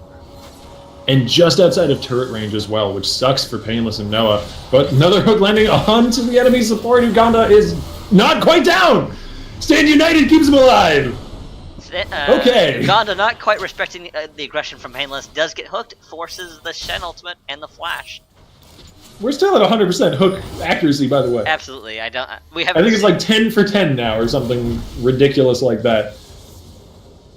I certainly haven't remembered any missed hooks, but if I see one, I certainly probably will. Yeah, I mean, it's going to be more of an outlier than one hitting at this point, which is certainly a good thing if you're a Blitzcrank player. And I like the pick in general as well into the Bard. It really punishes playing over-aggressive. If you step just out of line a little bit on something like Bard, Blitzcrank can absolutely destroy you. So it's a really good counter pick, as well as just being well played this game. Absolutely. Juicy is nearby. Not quite level 6 yet, but... Okay, Painless is going to go ahead and buy a Sightstone, I imagine. No, it's going to be Mobility Boots. And Ehug, realizing that Juicy's on the bottom side of the map, is going to go ahead and steal away that second rotation of the red buff. Playing a very aggressive Kha'Zix game so far. His first time trying to steal something away didn't go out so well, but he's not going to be dissuaded. Why does the camera love top lane so much? It senses... I don't get it. Things are getting damaged, so it's like, hey, this is interesting. Health bars are technically going down, but they're going immediately back up again. Such is the beauty of Grasp of the Undying. And Greg is passive. And Shen's shield. Everything boring. Either way, I think the next move here is going to be oriented again towards bot lane. And I don't just say that because it's a safe bet and that's where we've seen all the action so far. I say that because Ashe has hit level 6. And because soon Bard will hit level 6. And we're going to have all these long-range engages and 2 junglers that love lane ganking. And so I imagine we're going to have some explosive action in the bottom lane sometime in the next 3 to 5 minutes. That's my prediction here. Minute and a half at the minimum, because that is when the next dragon spawns. So whichever team manages to win the team fight most likely will take the dragon. Yeah, there's a lot of impetus to fight in the bottom lane. Power spikes with ultimates, dragon coming up, Kha'Zix being in the bottom side of the map. A lot of reasons to fight down here. And as a play-by-play caster, that is exactly what I like to see. There's certainly no lack of action this game, though. It has cooled down significantly in the last couple minutes. Yeah, a lot of close calls. Not as many kills. We've only actually seen 3 deaths occur, but as we've seen quite a few people drop very, very dangerously low. Uganda barely getting out with that Shen ulti comes to mind. But speaking of Bard ulti and ultis in general, Nomo's going to turn back around with his own. Pazu ignited, and the Kazakhs coming in from the jungle was not what they anticipated. King of Uganda read like a book and countered by the presence of a jungler. But speaking of junglers, Juicy flashing for the unburrow, landing it onto E-Hug as he flashes over to jump the wall, but Juicy had him with the ults. You can't escape the Huntress. Juicy very interested in devouring bugs today. But unfortunately that was Pasu paying for that with his life. They were read so powerfully there. Uganda only Juicy's escaped diet. because of Juicy. Juicy's diet so far consists mainly of insect life.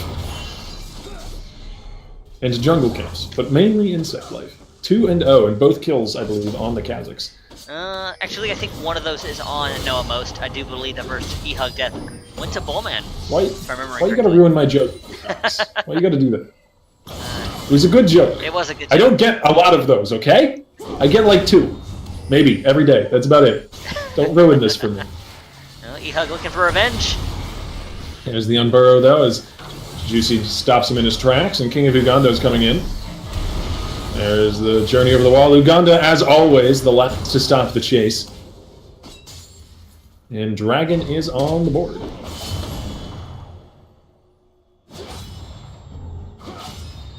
And he has that Tiamat now, going for the Titanic Hydra. Wants to wave clear. He is, despite the early, Oh, it's the first miss! first miss of the game. That barely, A historic moment. barely missed to be fair, but it still missed. Oh no, Painless, walking right into a trap, gets absolutely obliterated. Juicy's on a killing spree. There's the culling melting away Noah's health as Juicy dives the turret. He does go down, though, after getting a double kill. Shut down gold going to the enemy team, and the rest of the kill gold going to the much needed pockets of Kazakhs. Absolutely. So E-Hug is going to start getting a little dangerous. Yeah, face checking into a Bard tunnel is dangerous business. Or actually, no, that was just Rek'Sai tunneling over the wall. Anyways, face checking into 3 people is bad. Today you learned with Octavia. And E-Hug wants to do something here. The minions are only a couple left. And just clearing as many minions as you can reach to try and prevent the turret going down. Looks like he'll be successful. There is a lot of vision in that bottom jungle. Yeah, a lot of emphasis on this bottom side overall. I mean, I think out of the 8 kills this game, probably 6, maybe 7 of them have had something to do with bottom lane. Even if they haven't all been deaths or kills to bottom laners, they've been fights around the bottom side of the map or in the bottom side jungle of the map. It's just all been down on this side. As Painless is once again going to face check into a juggler! No! And that might be the opening for this dragon that they wanted. E-Hug, though, is having a jungler face check into him. Juicy. Shen to get him to safety. As well as Bard ulti. Cavelli teleporting in. No! This is rough for Last Hope as they have to retreat away from the dragon. We'll see whether or not Here We Win is able to take advantage of that. There is an Ashe ulti available, as well as Unleashed Power and even Explosive Cask. A lot of teamfighting potential, so it doesn't look like Dragon is on the menu just yet. Absolutely. E-Hug is already back, but Liquid Painless is alive and heading back. And Cavelli could be in trouble here. There's the Explosive Cask. Does manage to knock away Juicy, and Thendes isn't really much of a threat, so he's going to walk away. Absolutely. We still have Shockwave as well from Bullman. He didn't get a chance to use it there. We've had one of the bloodiest early games that I think I've ever seen in one of our Rift Cups between 2 very, very highly talented teams, and both top laners are sitting at 0-0-0. Nothing happens when you have a Gragas Shen lane. Absolutely. Exciting. The excitingest of the excitement. But a lot happens when you have Ashe and Bard and Lucian and these specific players down on the bottom side.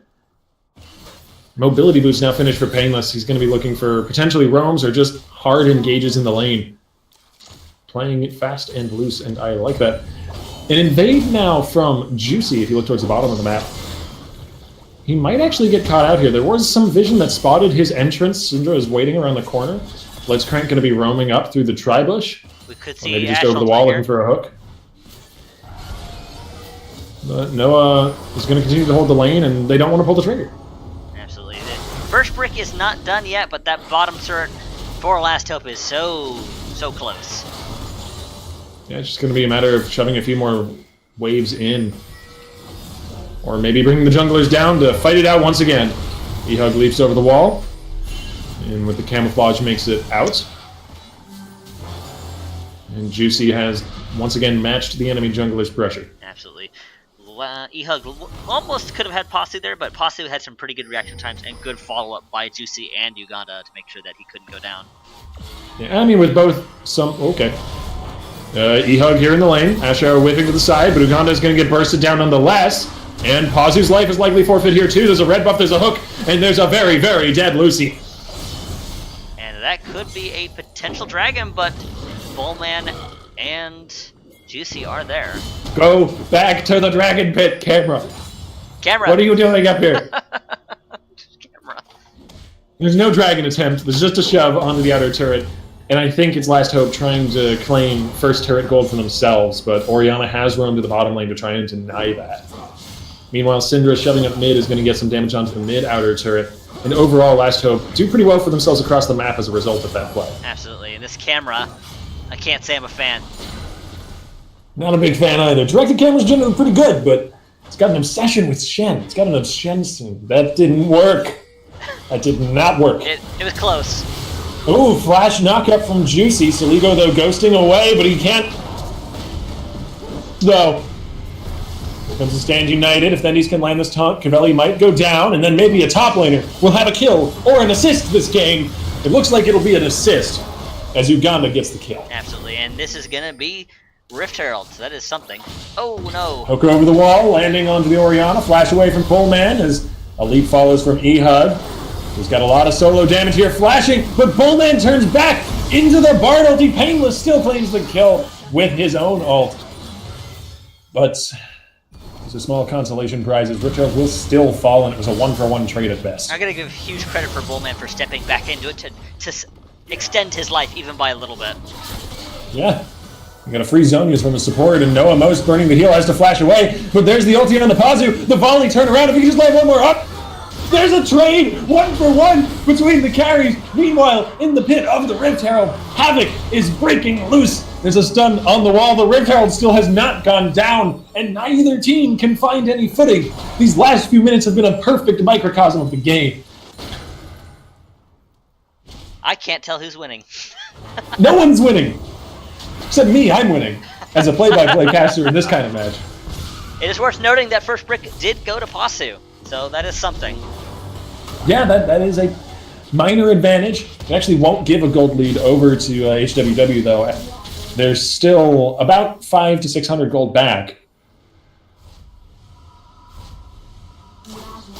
Bullman landing is slow into Soligo. I think he'll be just fine. And Dragon is still up. Rift Herald is still up. Outer turrets are still up and wounded in a few lanes. There's so much left to fight over still. Absolutely. It's just been bloodshed everywhere. I would not be surprised to see one more attempt at Rift Herald, because it only has about a minute left before it goes down permanently. There's actually not a lot from Last Hope near mid lane to help defend this turret, and Cavelli, I don't think he noticed Juicy was there to start off. Juicy's going to be avoiding the brief invulnerability, or untargetability rather. Gragas goes down. There's the hook though after the cleanse, and Soligo brings down Bullman. Juicy up. They're squishy on this full damage Rek'Sai. And it's a 2-for-1 trade in the end. Does HWW overextend after killing Gragas? They should have just backed off, I imagine. Absolutely. I feel like they're still not respecting Painless as much as they should. Likely not. And on top of that, Juicy is not respecting his own squishiness. He's playing like he's on old Rek'Sai, which used to be an incredibly tanky monster that still output good enough damage to kill off squishies. But now, with the current build on Rek'Sai, you usually build full glass cannon, but there's the stun after the follow-up on that hook from Thendies, or onto Thendies rather. Nomos getting bladed as some damage comes down onto Pazu. They have yet to chase down either of these bot laners, but Uganda will fall after the Shen has fallen before him. That's going to be Last Hope taking the first definitive lead we've seen this game. Yeah, Dragon and a few kills in the mid lane. They may be able to do something else with that. Sadly, we're a little bit too late into the game for them to go and duke it out over Rift Herald, because it's now despawned and her big brother Baron has shown up, but maybe they'll be able to get a push in the top lane and take an outer turn. I like to think it is Baron eating Rift Herald if no one else takes it. Okay.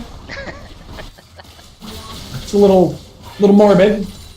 You know, in my head, I always pictured them as being related somehow, so that's kind of strange. But here comes Juicy, funneling in a Shen, but again, he's very squishy. He can't just walk up to people like that. Pazu tossed back under the turret. Noah Most gets the kill, and it's disaster on both fronts for HWW. Poor Pazu got bounced around like a ping pong ball there. Oh, man. Stun not landing, Soligo's going to back away. Thendes is not exactly squishy, so he'll be fine. Yeah, it's Juicy who is quite squishy and has not been mindful of that fact. We've seen him dive into his own death 3 times in a row now. He was 7-1 at like 17 or 18 minutes into this match. Absolutely. Maybe not that recently, There, but I think he was before thinking like he'd be- laning phase broke. Yeah, I think he was Before thinking we he'd saw- be okay there, but he unfortunately, because he had Maw and Shen ultimate, but unfortunately he still melted. Yeah, I mean, as much because of the Syndra ulti and the huge burst of that, as it was because it was mixed damage. It wasn't just Syndra, it was E-Hug as well. This is a Warrior Black Cleaver Kha'Zix. And Ninja Tabi is not enough. Either way. I still think there's definitely room to come back in this game for HWW, but as you say, Last Hope have gotten a definitive lead now, and there's the beautiful ulti from Noah Most, but it won't be enough to save his life. There's still a bard on his face, and now Blitzcrank and Kha'Zix are a little caught off from the rest of the team. Painless may be going down here. We'll see if it comes at a cost, though. Juicy falls. Uganda turns himself into a statuette for a moment or two, but he's just going to find a face full of orbs on the way out. And Soligo presses the outplay button. Good shockwave, pulls back in the jungler, and this is just bloodshed back and forth constantly. Cavelli not looking to let it end. Lands the slow onto Thendes, who dashes actually over it to avoid it. Misspoke there. And that'll be the end of the carnage. A 3 for For 3, now. with both mid laner and top laner surviving for both teams.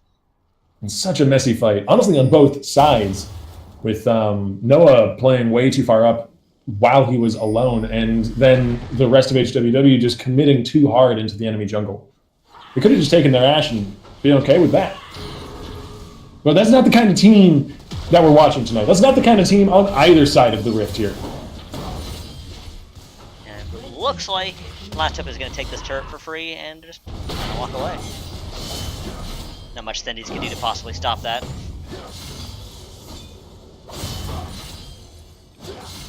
Alright, now the vision control battle over Baron will begin to rage, I imagine. As right now it's definitively being won by Last Hope, and they're actually starting it off, I think, or just waiting in the pit? I think they're baiting. No, they're just waiting in the pit. In the safety of a pink ward, and there's the hook over the wall. Goodbye, Orianna! Painless playing this Blitzcrank almost completely perfectly. Very few missed hooks. I think we've only still seen the one missed hook. 1 or 2, something along those lines. A much smaller number than those that he's hit, and there's the Righteous Glory to speed him right up to land it. Face plants into it instead, but he does buy some time with his ulti. He's still alive. Ashe from the side, not actually doing much damage through the Shen feint. But Thendes is looking to trade one back, but it's a double kill to Soligo, who's joining the fight untouched and with cooldowns available. Thendes over the wall is actually going to try and steal this pink ward away. I'm not sure why he prioritized that so much. He could have got out. He could have lived. Maybe, I don't know. And that is Maybe gonna not. be- and- Kha'Zix was flanking from the top. Yep, Ace, Bowman is spawning a second after that, and this might be Baron. I don't see Bowman being able to stop this. I feel like Shen might have been able to get out of there, but one way or another, Baron goes down, and Last Hope now have control of this game. I was about to say full control. I don't think I could say that at any point. It's This matchup has been so aggressively wacko at points that I don't think I can say either side will ever have full control There's always the potential for an MLB throw one way or the other, but they've got a pretty good amount of it. Absolutely. Control, that is. And definitely doing an excellent job, especially with Soligo only have died 0 times. He's still Only 0. Only 0. Good stuff. Yeah, the Syndra's been kind of a quiet hero of this game. Very consistent, not really partaking in the bloodbath that's been going on in the rest of the match. Just showing up to throw some skill shots here and there and claim some kills. It's worked out pretty well for him. Absolutely. And Juicy, seeing that he is on the rather squishy side, is working to some kind of armor and health item. I think that's the right call for him. Absolutely. Probably gonna be... Oh, hello. The Afshot lands. Payne was looking to try and follow that up with the left. Juicy's gonna be the one to go down though, as Soligo is legend kill of the game. Shockwave lands onto 2, but there's no follow-up as Cavelli is dutifully zoning back the rest of the enemy team. A slow into Thendis prevents him from getting into the fight as well. Culling completely whiffs inside of the Bard ulti, and E-Hug easily takes down Uganda on the wrong side of the wall. Turret falls off the back of all of the carnage, and another one will be shoved in. And once again, we're seeing Last Hope furthering their lead even more, despite the fact that Bullman had a very quick cleanse, dodging out the hook from Liquid Painless. Last Hope still took that fight very convincingly. And the veterans are defending their title against the new kid on the block here. It was a scrappy early game, but this Baron buff has just broken the match wide open. A 10k gold lead now, more than that, even a 12k gold lead to Last Hope, as they're going to kite back and maybe grab a dragon for themselves. Absolutely. They're going to be free blue buff as well.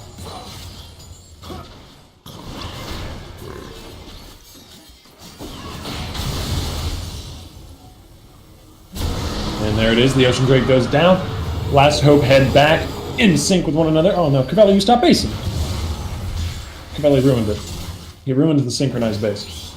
He just had to throw things at a sink.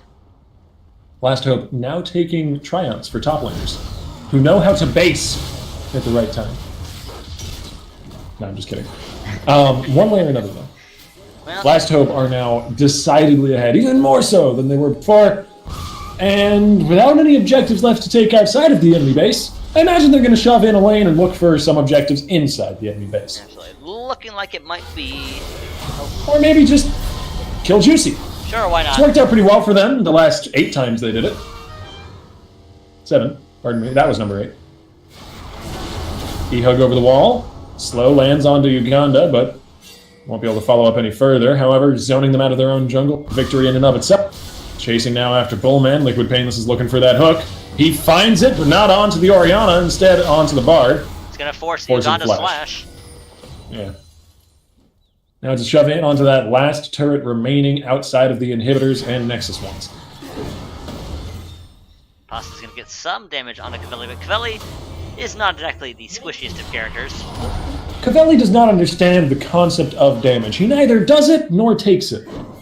He's a champion outside the realm of damage. That is what a top lane tank is. It's their job. Fendis, on the other hand, is not doing that job nearly as well. Not against a 9-0 Syndra. And a 9-4 and 10 Kazakhs with the Black Cleaver. That is a very quick blitzcrank. Oh, juicy. Oh, Bard ulti whipping in the middle of the fight there. Beautiful sort of separating to let the Bard ult pass on the side of Team Hope. Or Last Hope, pardon me. Team Last Hope. Missed a word. But the shove will continue. They've got a relatively long-range carry in the form of Ashe. They can just keep whittling away at the turret. Or maybe E-Hug can leap over the wall. Well, we'll see whether or not it works. In fact, as he just about goes down, coming out of the invisibility for a shutdown to the Rex side. However, Shen will fall, left alone by the rest of the team, as Soligo is legendary. Now Juicy kiting into the enemy team is going to deliver a 3-man shockwave, but once again, it doesn't matter. I I feel bad for Bullman this game. He's had some great shockwaves, but his team has never been able to follow up. Absolutely, they're just at such a huge disadvantage. The gold difference is just so huge that he could get a 5-man shockwave and it almost wouldn't matter. I think E-Hug was the sacrifice there. He jumped in, and then the rest of the team killed the turrets and the inhibitor, and then opened everything up. Yeah, that's GG in game 1, but this is our Rift Cup, not one of our weekly qualifier matches. No, this is not a best-of-1 final. We're going to game number 2, so you guys just stick around and we will be right back. Don't go anywhere, folks. We'll be back in just a moment.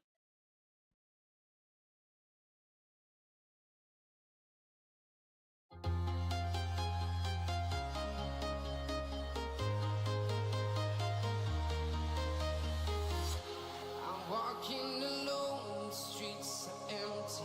The only thing I can see is my own silhouette. I'm getting stronger, step by step. The clock is ticking, but there's no time for regrets. I've been flying from town to town, from London to Taiwan. I've been all around the globe, trying to protect your soul. We are heroes tonight. We will fly above the sky. We are heroes tonight. Yeah. We are heroes tonight. We will fly above the sky. We are heroes tonight.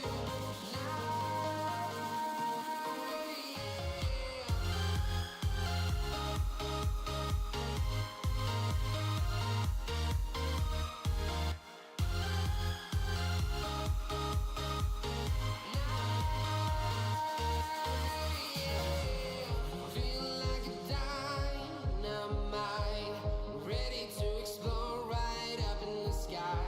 I need you to listen, I need you to hear, and don't show any fear. I've been flying from town to town, from London to Taiwan. I've been all around the globe, trying to protect your soul.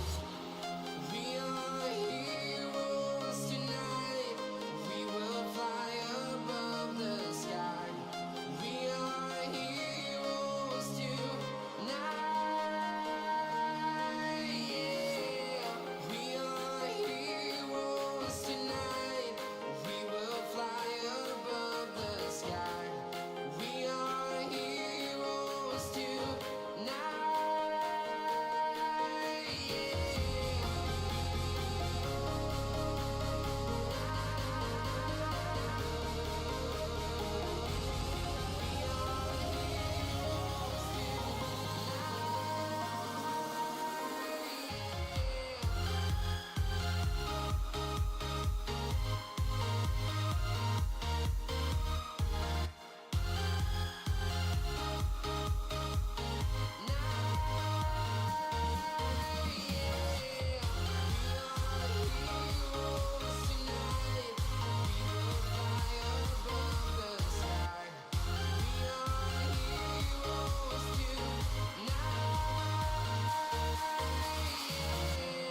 I've been flying from town to town, from London to Taiwan. I've been all around the globe, trying to protect your soul.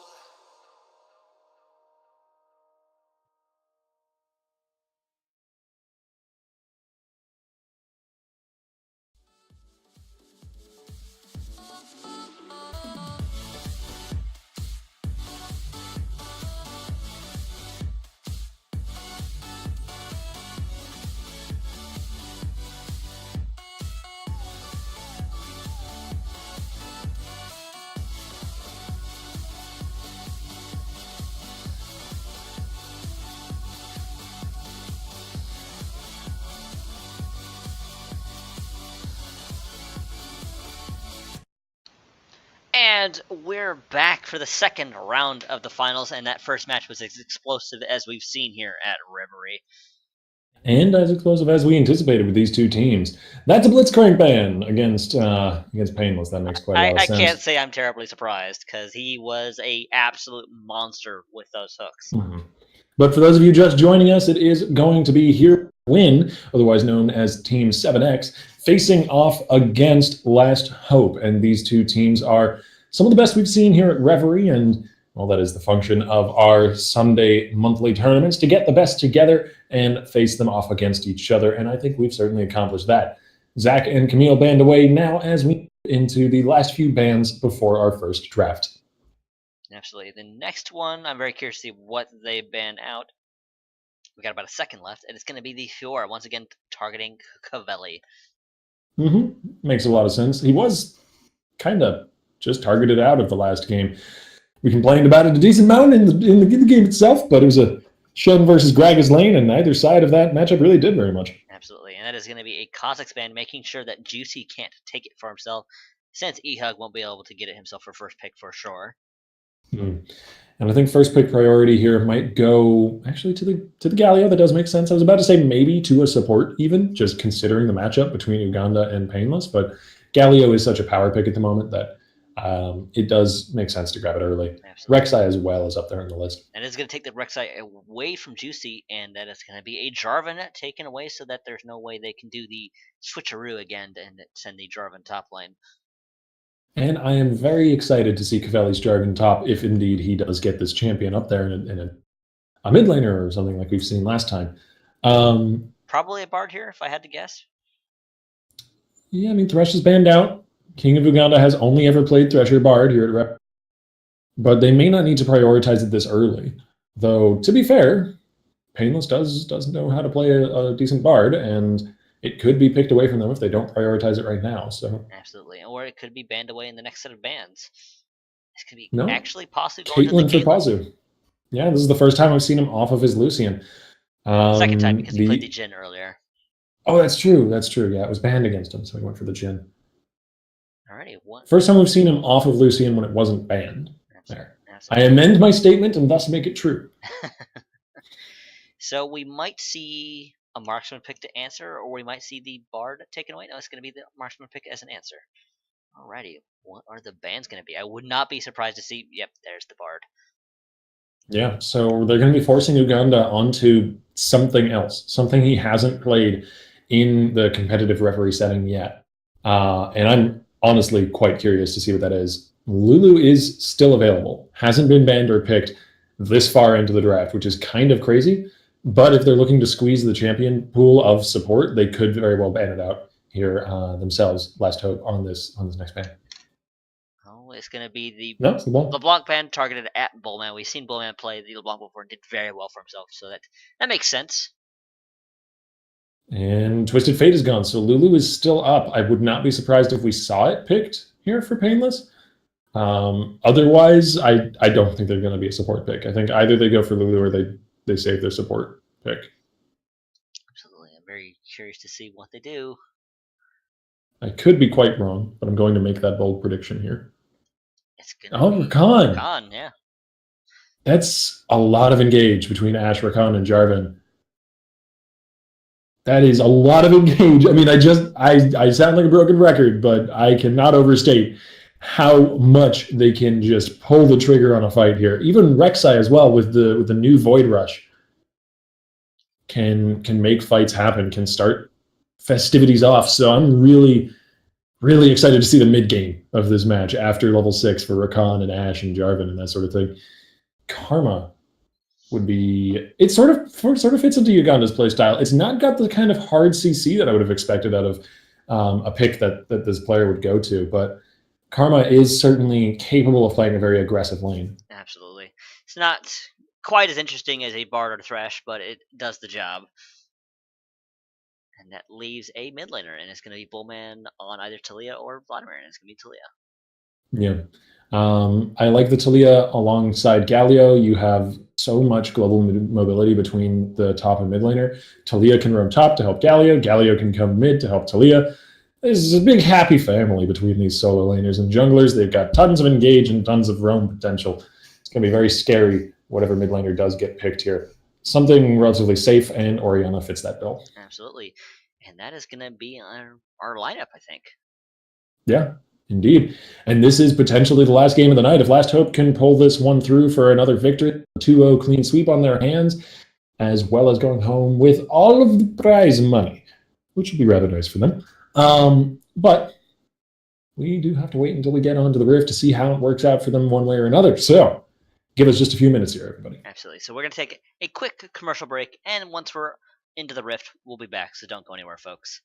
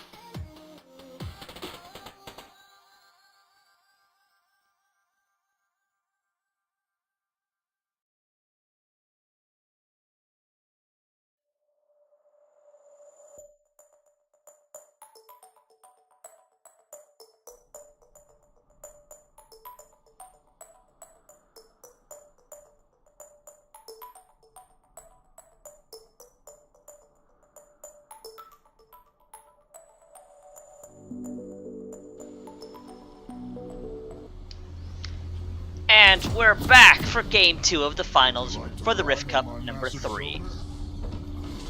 And potentially final, or game last, however you want to call it, of the finals for Rift Cup Reverie number 3, if Last Hope can pull out another victory like last time.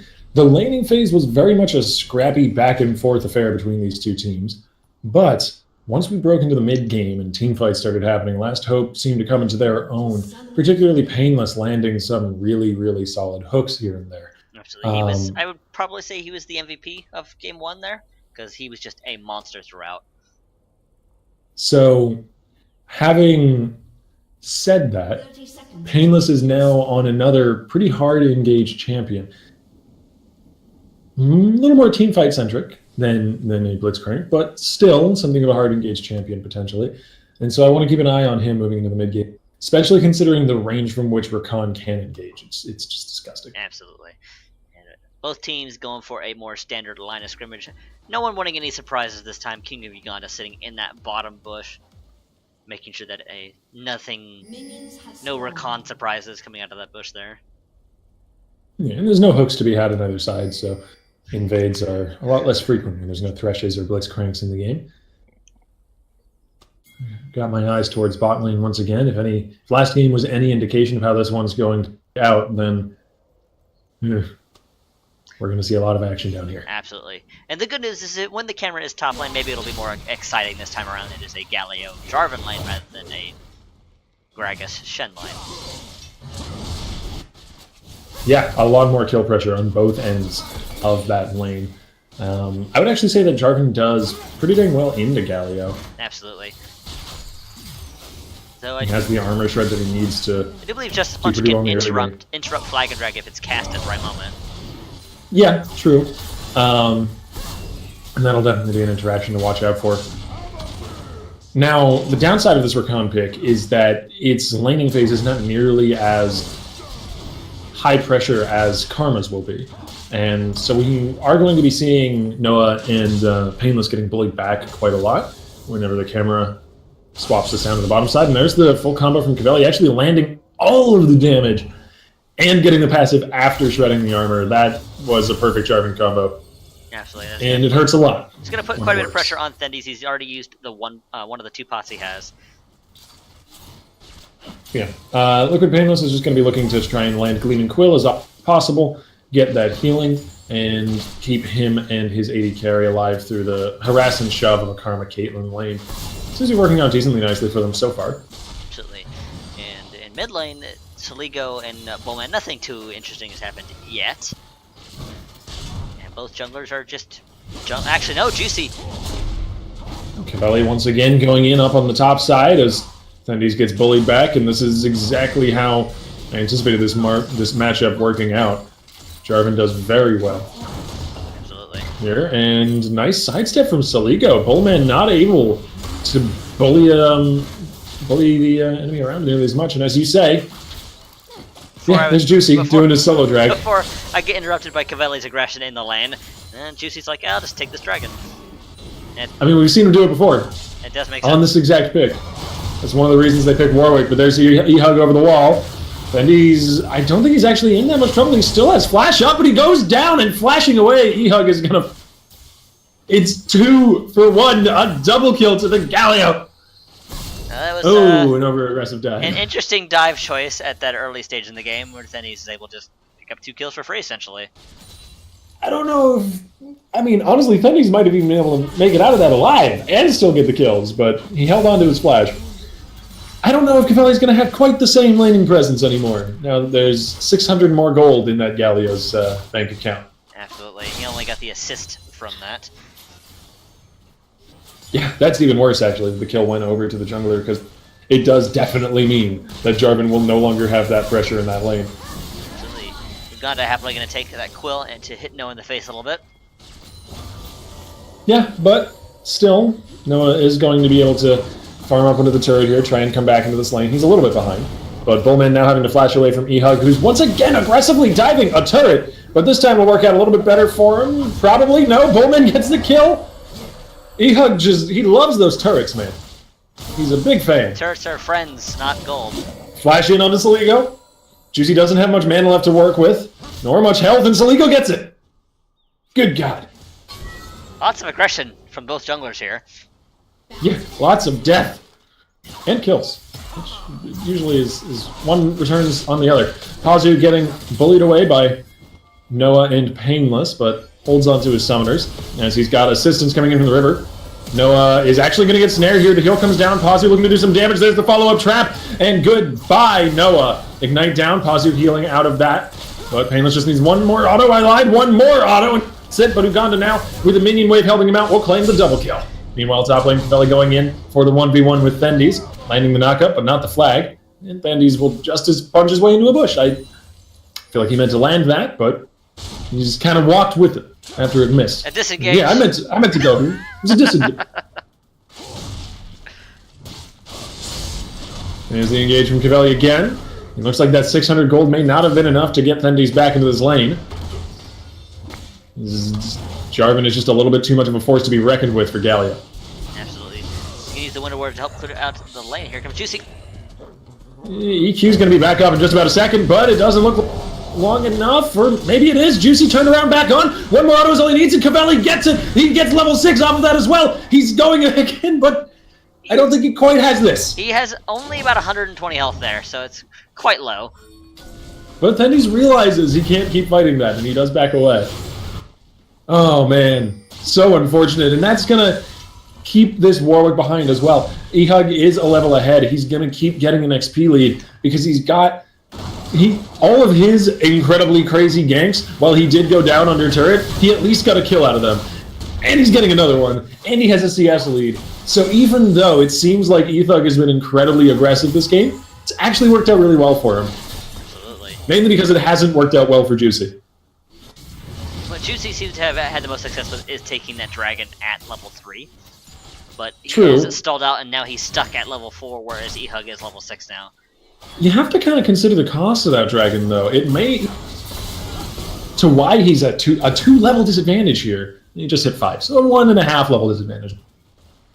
It took so long to bring down that dragon, and it doesn't actually give that much XP.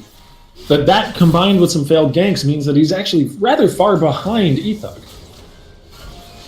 Absolutely. It's definitely not having a very easy time here. It's only going to get harder at this pace. And they have Speaking picked of Ehug, exactly where he's at. Ehug down on the bottom side is looking for some kind of action, but I don't think it's going to be easy to get. However, the Unburrow is in range, and there's the Ash Arrow landing onto Pazu. A little bit of split focus here, but Pazu doesn't have any summoners available. One more auto with Ranger's Focus will do it. And Ehug continues to chase King of Uganda, who does have Juicy coming around from the side.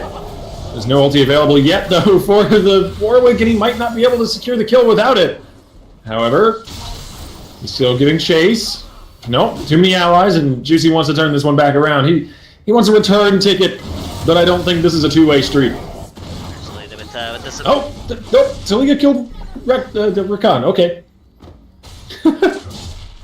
And Bullman's going to be like, get out. That. This just kind of came out of nowhere.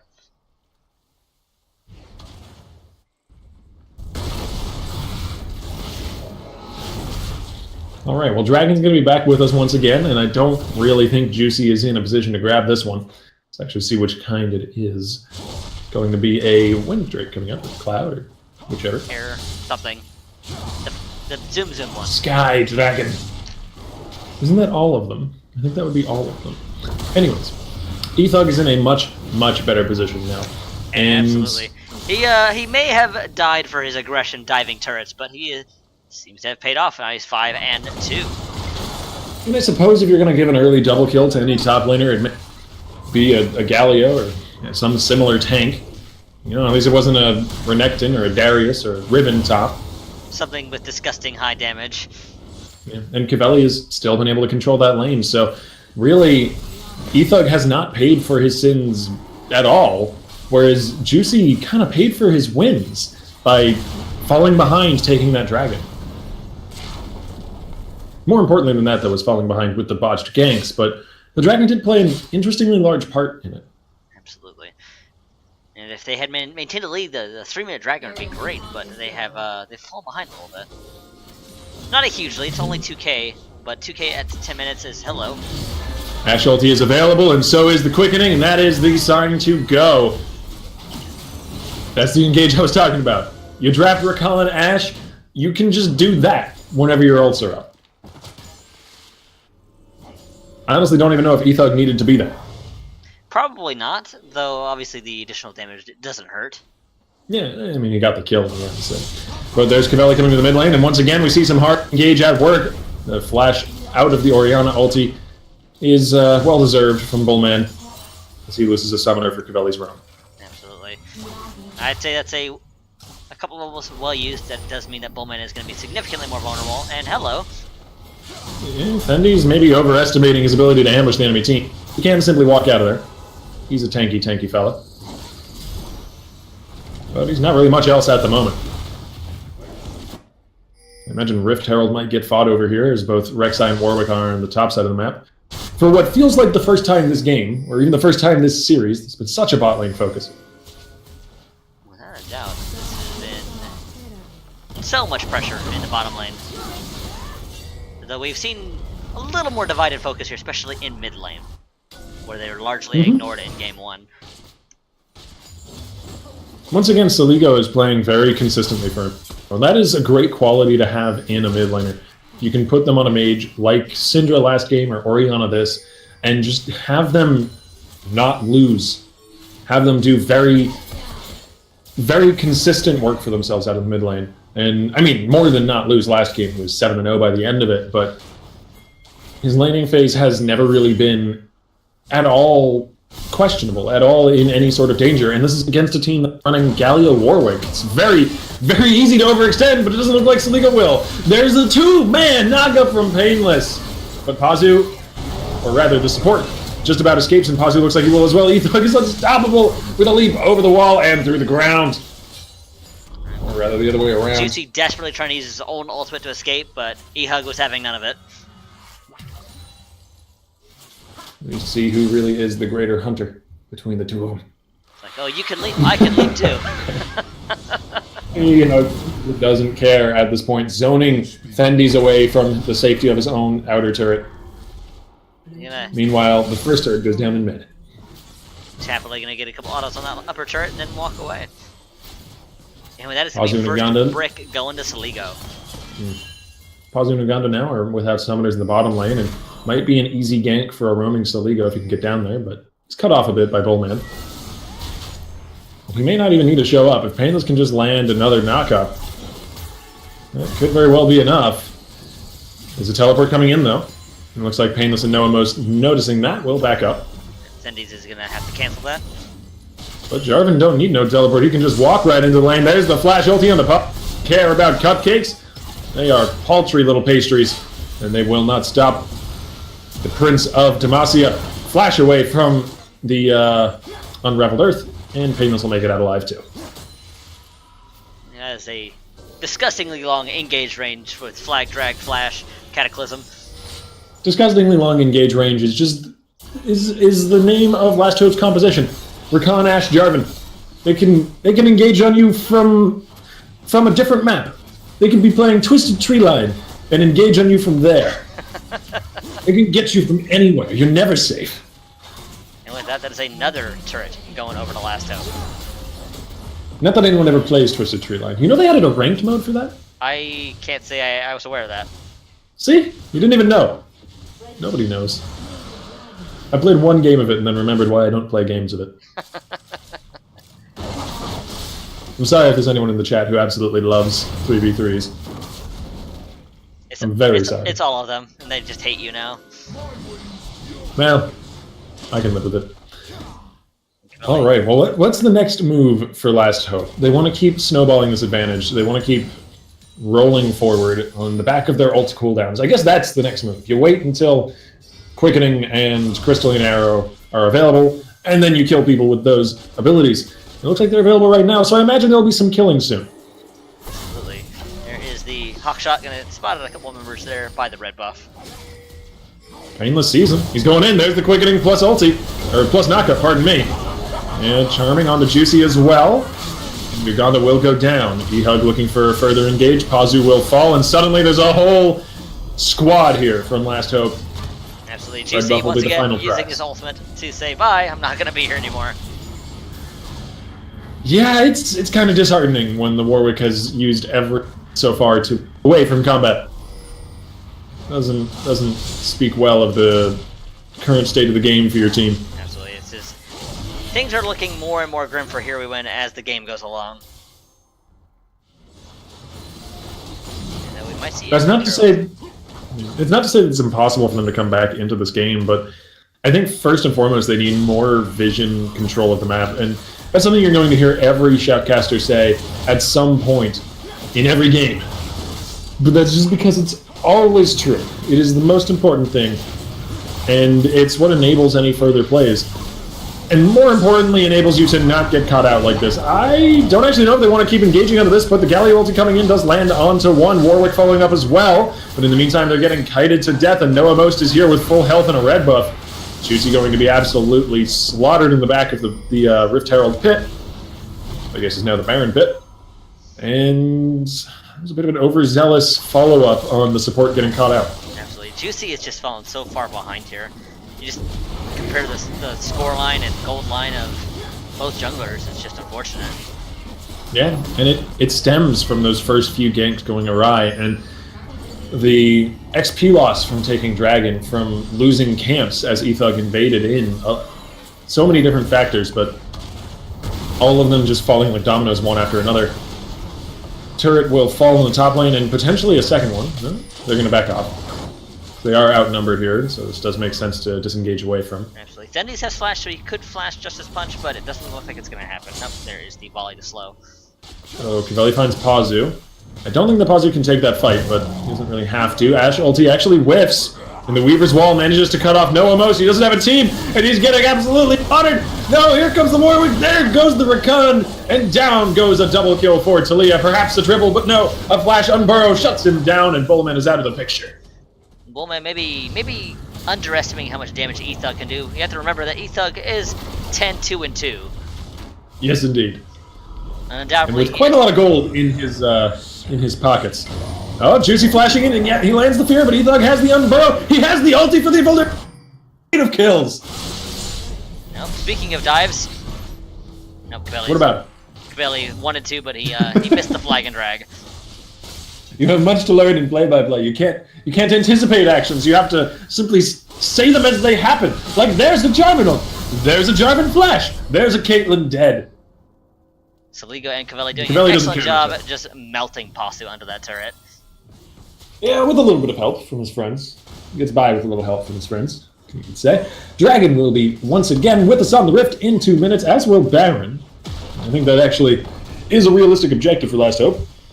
It's going to be a Mountain Drake once it's up. And with that, that is going to be Ehug with Black Cleaver and a Giant Spelt, which is going to help out his durability. Yeah, I like this item build much better than Juicy's choices last game on Rek'Sai. He went a little bit too Glass Cannon, and that's not necessarily always the wrong decision, but you have to play to that playstyle. You have to play as more of an assassin, really, than a frontliner. And Ethug has been playing this game as a frontliner, so to go for a Black Cleaver, a little bit of damage with Warrior, and then directly in the tank gives him the utility even from Black Cleaver, shredding armor for his top laner AD carry, and on top of that, the extra health stacking, which is really powerful. Absolutely. Especially when the enemy AD carry is 0-6, so you don't really need to worry about armor, just stack a bunch of health. Health works against everything except Vayne. No, you want to have some. Obviously you want because stacking it doesn't work so great. But yes. Unless you're Mundo. Having hit points is a good thing. Tune in next Saturday for even more just stellar insights from our casting desk. Uganda is in a bad spot here. Does not have flash and does not have hit points. And unfortunately, he just instantly melts. There's just didn't even have a chance to get away. No flash to flash away. And time for some Australian top lane as Cavell and Thendies meet each other on the bottom side of the map. Cavell's just going to keep on poking away at Thendies. Thendies does have a pretty large armor and health pool, but hello. Last Hope find their opening, the Ashe ulti allowing them to engage.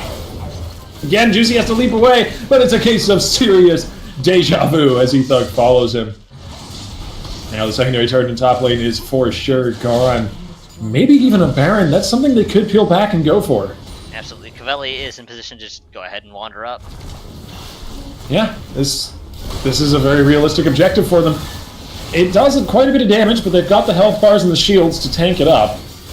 And now it's already down below half health. With an Ashe wailing away on it, it will fall pretty quick.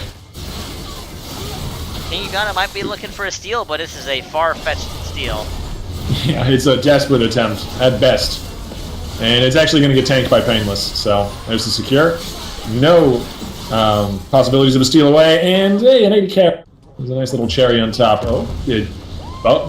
Bowman wants to give himself over to the enemy team as well, it seems, as he's Weaver walling his way in. It's a verb now. He's going to go down. Jarvan's like, hey, I can make walls too.